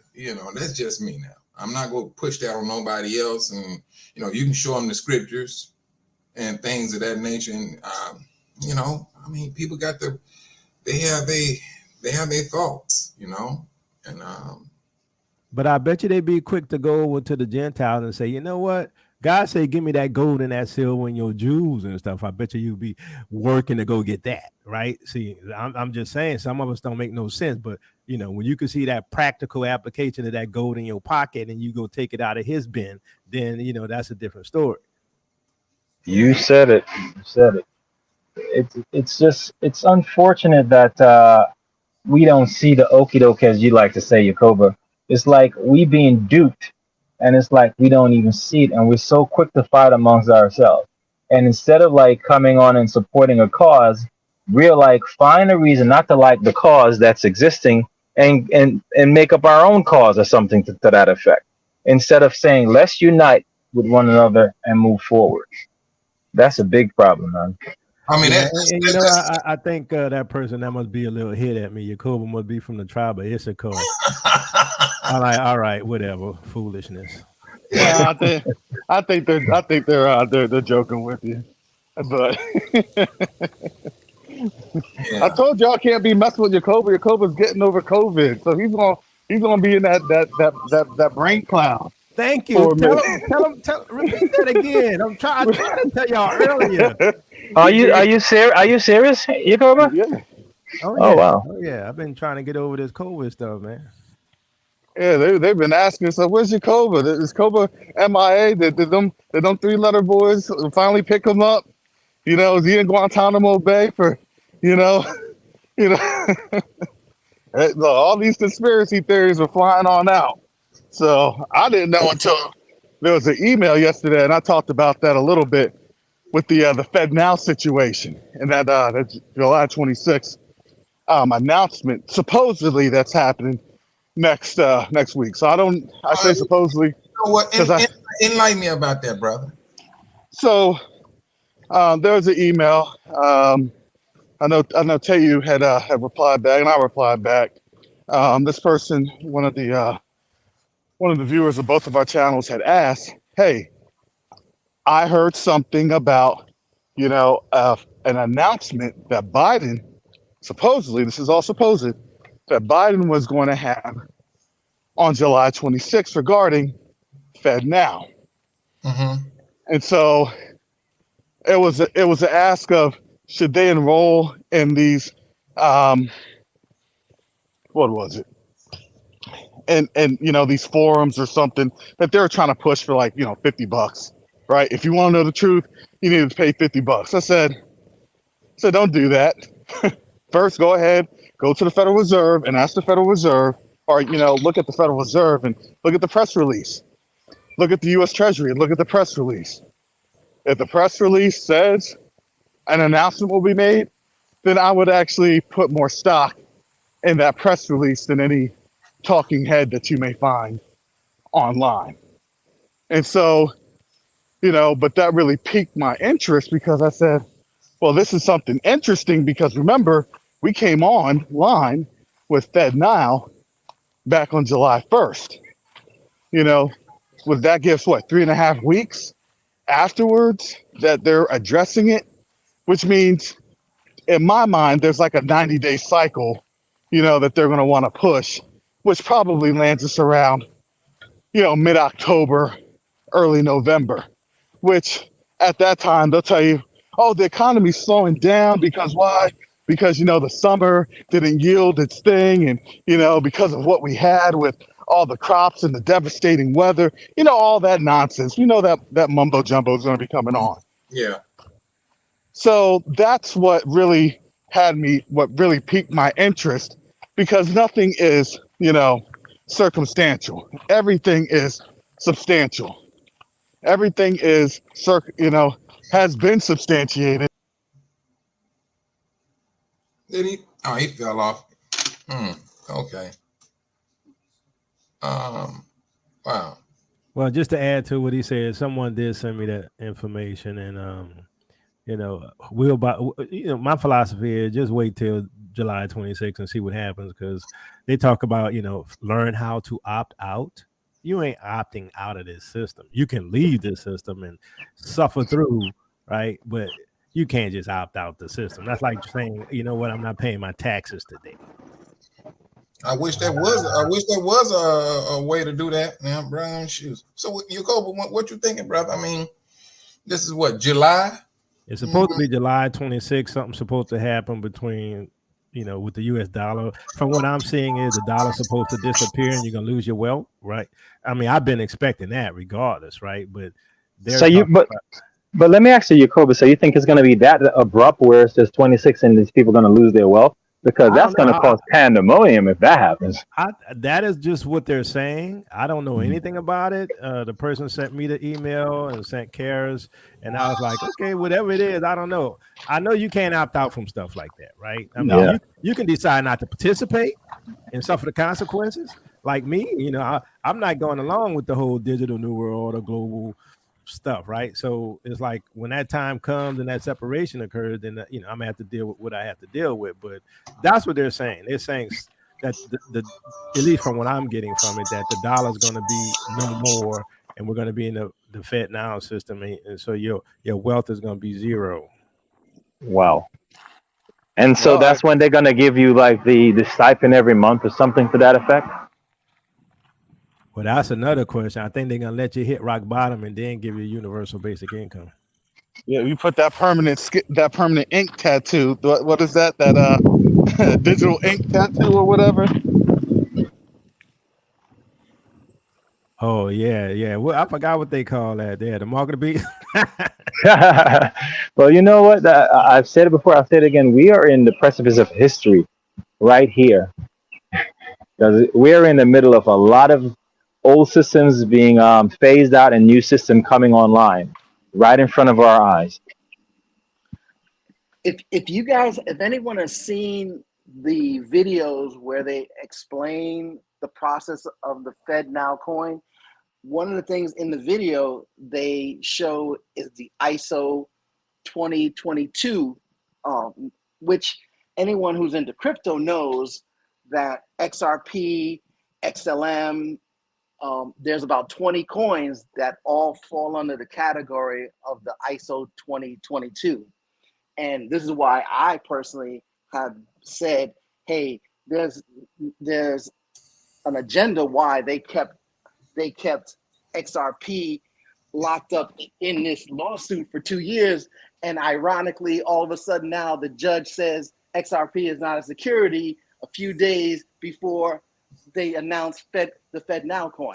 So my belief is they're going to have a bank holiday where the banks are going to automatically be closed for like 3 days. And when they open up, there's going to be a whole brand new system in place. Yeah, there's something already happening with the banks, and I experienced it personally. Some of them not even doing the electronic transfers anymore. They're sending you checks right through the mail, and but they don't tell you why. And like what they did it to me, it happened immediately, right? It's like it wasn't like they gave you a warning, like 30 days from now we're gonna no longer do X, Y, and Z. No, they just say today we're not gonna do it, and today you got to get a check if you want to get your money. And so all of these banks, I'm hearing other banks are dealing with the same thing. And I think you're right that you're gonna wake up one day, you're gonna be in this new system. In addition to that, Yacober, what I've experienced personally is like you go to certain ATMs and it's no money in the ATM. That's been happening a lot this summer for me. I don't know about Oh, anybody really? else. Oh yeah, I've gone to certain places where I'm expecting, and it's like no cash in the ATM. That's why I've been telling friends and family, you need to keep $500 cash at home, because what's going to happen is people that are not aware when let's say they shut down for 3 days, people are going to panic. And if you have cash on hand, people are not going to know that maybe the banks are only closed 3 days. They're going to think that they have no way to buy anything. So they'll sell you a $5,000 item for $100 just because they don't know any better. So Well, by knowing what's going on and having cash, you might be able to take advantage of that. Well, here's a catch 22 to that. What happens if you need to go to the store? Because what I'm finding out and discovering is when you go to Walmart, there's less and less teller machines that are taking cash. It's more of them that it's only taking cards. So that may work in some circles, but on the bigger scheme of things, it may not work so well when you have to like get like essentials that you need to get from stores and not individuals. If that worked, that would work for like bartering system amongst one another. But when it comes to going to a store, it's like the total opposite in Tanzania. Like me, Mike, and Karis, we went to this fair that they were having, and they literally had nobody that took cards. Everything was cash. And it's like I immediately thought about America, how it's the total opposite. Now, when you go to different places, most places they want a card and they're not going to take cash. So it really You're depends. you're right about that, but remember this: if you go into a Publix or any store, and if they tell you their POS system is down, they're only taking cash. They don't normally take cash, but if their POS system is down, they're going to tell you we're only taking cash today. So when this happens and everything is down, they still want to make money. So they're going to tell you, hey, we're only taking cash right now. You know, that's why I've been telling people to hold have some cash on hand. but you know what? For some reason, I believe it's going to be the opposite, where they're only going to take cards and they're not going to take cash, especially when Fed now comes online. That's what I believe is going to happen. Talking about the system. I was thinking that too. When that turnover. Yeah, when that system turnover, turned down or whatever.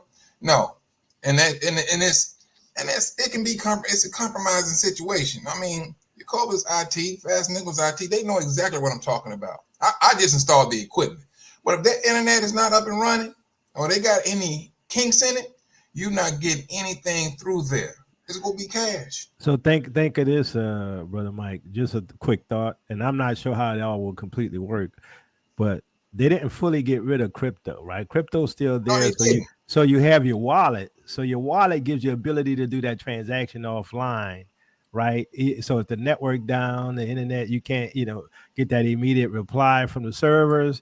The blockchain is still going to allow you to do transactions. So those people who have a wallet and have some crypto on it might be able to do something. Just my thought. Well, what you said, Brother Yacover, what a lot of people don't know is the XRP ledger is one of the only ledgers that does not need the internet to work. And listen, there you go. Telling you, XRP is, I tell people, XRP, as the Mandarin would say, XRP is the one. And I have a Coinbase card, I have an XRP card, so that at least if you can't do anything, you can take your USDC coin or any crypto and use that card as a Visa card, and it works no different than the Visa system, because they're all zeros and ones at the end of the day. Exactly. Now think about that with what Fast Nickel just said. Imagine the whole system going down, but they have a situation where that still works. So I'm thinking more that's more likely to happen, where they're going to be trying to move away from the actual paper and physical dollars. And so when something happens, it's the dollar that's going to be, and that's going to also, it kind of reminds me of Scripture, where it says that the money is going to be just thrown in the street. So I believe that's probably what's going to happen versus the other way around, where the system shuts down and you need cash. Well, the system needing cash, I'm talking about, let's say that happened a month from now. I'm talking about just immediately. I'm not talking about down the line. But here's the thing. A lot of times some things happen abruptly, like boom. It's not everything that gradually takes time over time. It's some things that happen just immediately and abruptly. Right, and I think this new system is going to be, one day you're going to wake up and boom, it's a new system. And if you haven't been paying attention to what's happening, you're going to be shocked. Most of them, the same way most people are not awake, most people don't know what's going on. I mean, the majority of 95% of people don't understand crypto. Yeah, that's true. And I'm one of those people, because I never took the time to really got into crypto, so I don't really fully understand. I know bits and pieces of it, but I don't know much about crypto. Yeah, I think a lot of us is it's just going to be a market-to-beat system, so what does that really have to do with us? And it's like, well, chances are we may be operating in this market-to-beat system, not as a fully, formed, but, on a very rudimentary scale, right? Because just as coming in, I hope I'm not interrupting you. Yeah, and so what it is that you have, right, like the Gold Standard Act of 1934, to do what? To replace the gold. I believe at the end of the day, all with the dollar. Have is the Most High and for each other. And hold on, Karis was actually making a point, brother. Hold on, Karis was making a point. I can't hear you. Go ahead, Karis. No, Karis was talking. I'm gonna make this point, and then we're gonna go ahead and go for final comments. Let me. I'm gonna have to mute you. Okay, I'm gonna make this point, and we're gonna go for final comments, because we've been at this for over 3 hours, which is good, which is great. So, I'll try to have on my special guest, Brother Yacoba, AKA, Foggy, AKA, COVID recovery. Am I allowed to say that? Hopefully this thing don't get I don't get booted off. But you know, um, I was gonna we're call him gonna anti-COVID. That's what I was gonna call him. we, those he has those those immune systems, right? So so now he's even more valuable, right? He has anti-COVID resistance and that melanin. So you know, oh boy. But yeah, so I'm gonna say this. We'll probably operate in a very early version of this, right? When they're trying to introduce, but things don't actually introduce until you have a total economic wipeout. And that always comes from warfare. It always does. Especially if you know you're on the losing side of the warfare when your currency gets changed over first. And I Facts. believe that's what's going to happen. And at the same time that happens, I believe that's when we out. Because most people say, man, this sucker's mark of the beast. I'm not doing this. And people are going to be saying, I missed the rapture bus. Where did it go? Where was I asleep? So with that, let me go ahead. Let's get Hey, some Gareth, final comments. let me ask Fast Nickel something real quick about this XRP. Is that like an app or something, bro, or what? No, XRP is a crypto. Yeah, I know it's a crypto, but I'm just saying, is there an app where you can get the app or something where you can buy into it and things of that nature? So the site that I use is KuCoin, KuCoin.com. But a lot of people in America use Uphold as well. But the outside of that, you can go to Binance, you can go to a couple of exchanges to buy it. Mm-hmm. Because right now it's around 79 cents a coin. I mean, what have you? Let me ask you something. Now, if you got a different Bitcoin, I mean, can you like flip that over to them? Yes. Oh shucks, I can do So that. for That's so instance, long as your company that you're using trades with it. Like Robinhood doesn't, but Coinbase now they have XRP again. Before they didn't. So I tell people, if you don't hold it, you don't own it. So you want to have, like, I use the Exodus wallet. So Exodus also, so what I'm talking about is decentralized versus centralized. Like a bank is centralized, meaning they really control your money. So you want to be decentralized. So like an app like the Exodus wallet. And it's funny how it's called Exodus, right? But the Exodus wallet is decentralized, meaning when you download the app, they're gonna give you a mnemonic code, like 12 words or 24 words that you have to keep.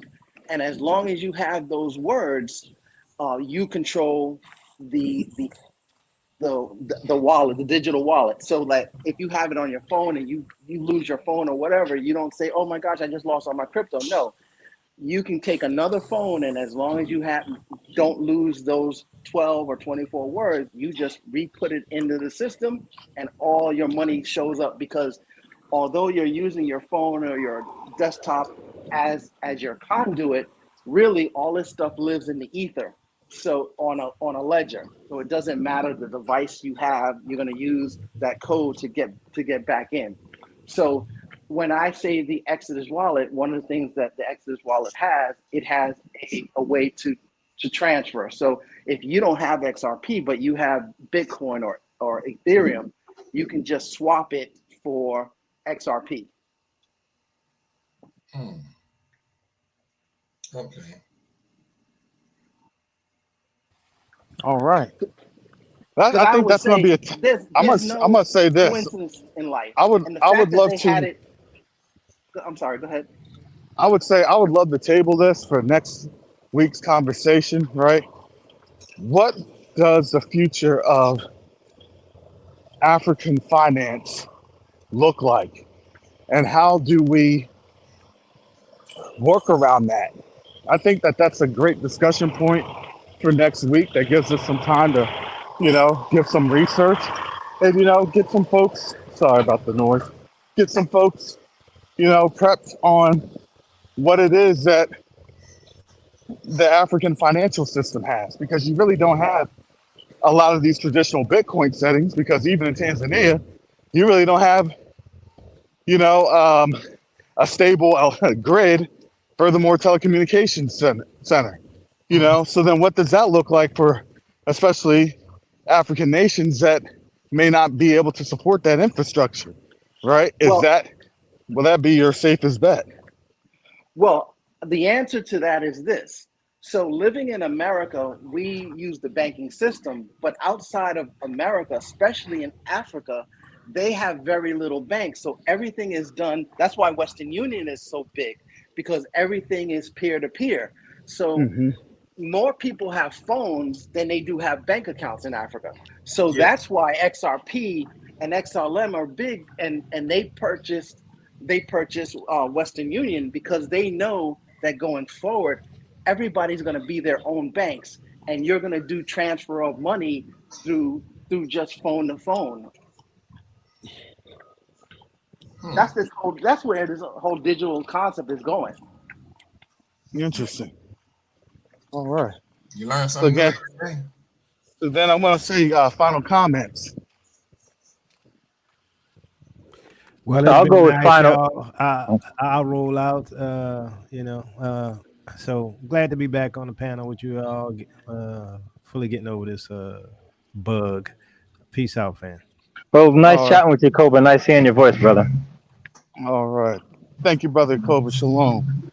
Who else would Uh, like to go? I'll just say what I have to say. Brothers and sisters, we have to try to stay united because everything everywhere is trying to pull us apart. And the most important thing right now is unity and listen to the voice of the Most High. And it's always a pleasure just being on the panel with you, brothers. And I'll rest on that. All right. Thank you, Brother Oral. All right. Brother Oral, he is the founder and treasurer of Quest Unite Africa. So I don't want to be remiss. We need that support. Yes, we do. Support and unity. Well, that comes with resources. But the Most High, He blesses. He blesses the sacrifice. The sacrifice of your time, the sacrifice of your resources, He gives back. And that is no kidding. That's in the Word. Yes. Yes. So, Thank you so much for mentioning that, Brother Yacob. I'll add to that and say that, brothers and sisters, we're still out here trying to unite the diaspora with the continent. So your help is still needed and well appreciated, financially and physically. Wherever you can help us out, it is definitely still needed.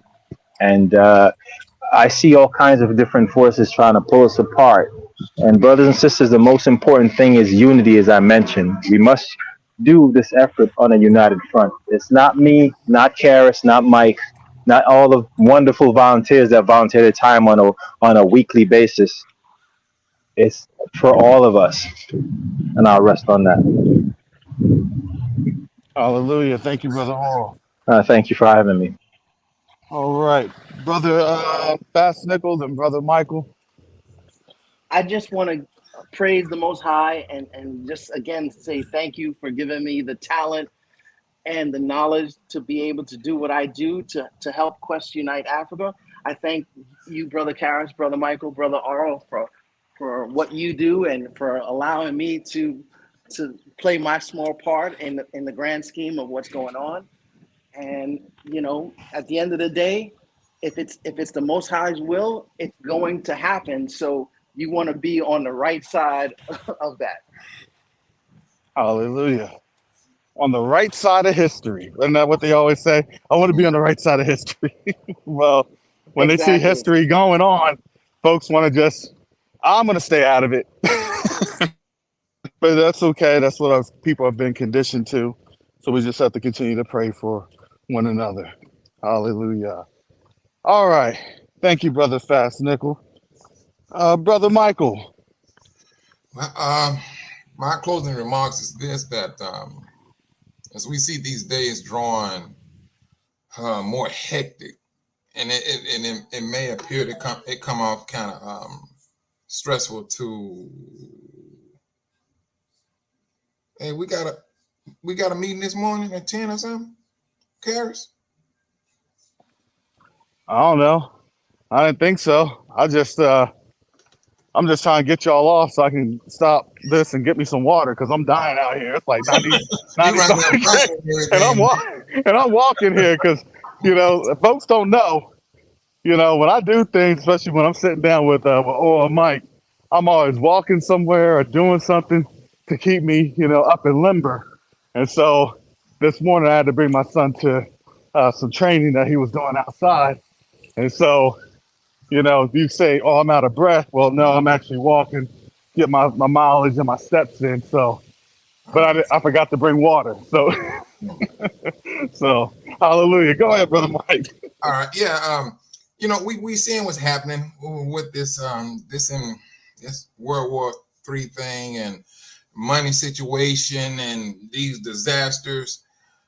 This is all the stuff that y'all said it was supposed to happen.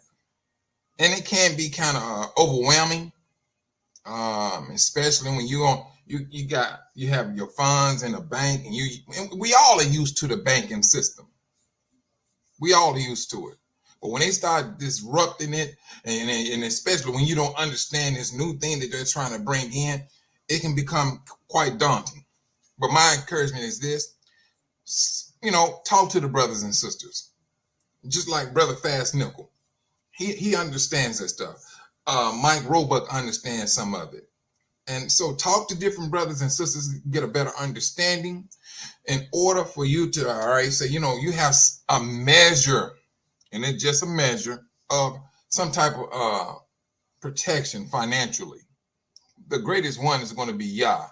And that's where we really, truly need to be leaning more so. But at the same time, we just don't want to be haphazardly being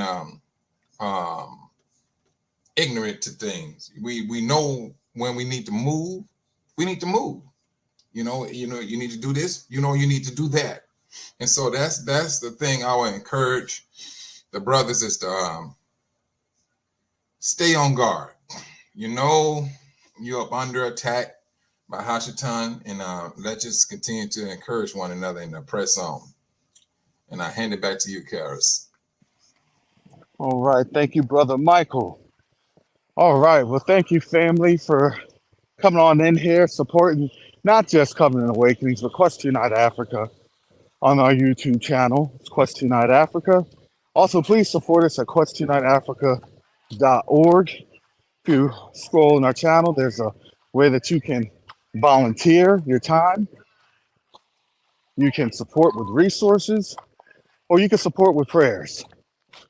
So it's all a blessing. And don't think that what you give is not enough, because it's not what the Most High sees in the amount. It's what he sees in the heart.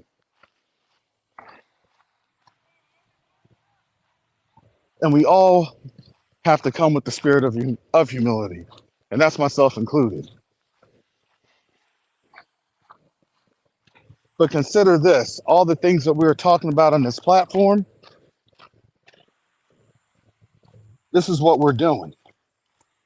This is how we're moving. This is how we're operating. Now, we can't disclose everything that we're doing on the YouTube platform. No, that would be silly. And that wouldn't be wise. And the Most High clearly tells us to operate with wisdom. So in these times, don't get discouraged, be encouraged. Because here's the thing, our Heavenly Father is doing a mighty work as we even speak this morning. What we didn't understand is we're already a blessed people. We're already a favored people. So don't walk in discouragement, walk in power. And that's his power, because he loved us first. We're the light to the Gentiles. We're the light to these nations. But we can only do it under the blood of our Savior, Yahusha HaMashiach.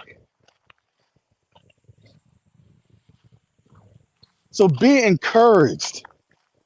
Be encouraged. Israelites, be encouraged. Gentiles that's listening in. This trial isn't going to last forever. But we thank the Most High that we can actually see and understand this trial and to move in wisdom during this trial as a people. So with that said, and on behalf of Quest to Unite Africa, Most High willing, I'll be back on my channel, Covenant Awakenings, Monday before the Fed coin goes on out and they shut everything down. You know, I get a bad social credit score. My social credit will be 0. Brother can't get no type of loans or nothing else. Hallelujah. But I definitely enjoy the panel. Thank you to the panel. Thank you to our brothers. And I know our sisters. I think Sister Judy, I saw that you tried to get on. Hallelujah. I don't know why I wasn't letting you on. But that's the first steps of unity. We know the problem and we're fixing the problem because we are addressing the problem. And we're doing it in love.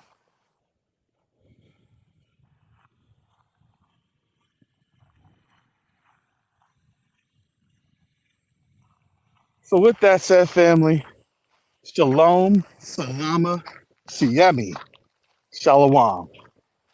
Peace and blessings. Yasharal.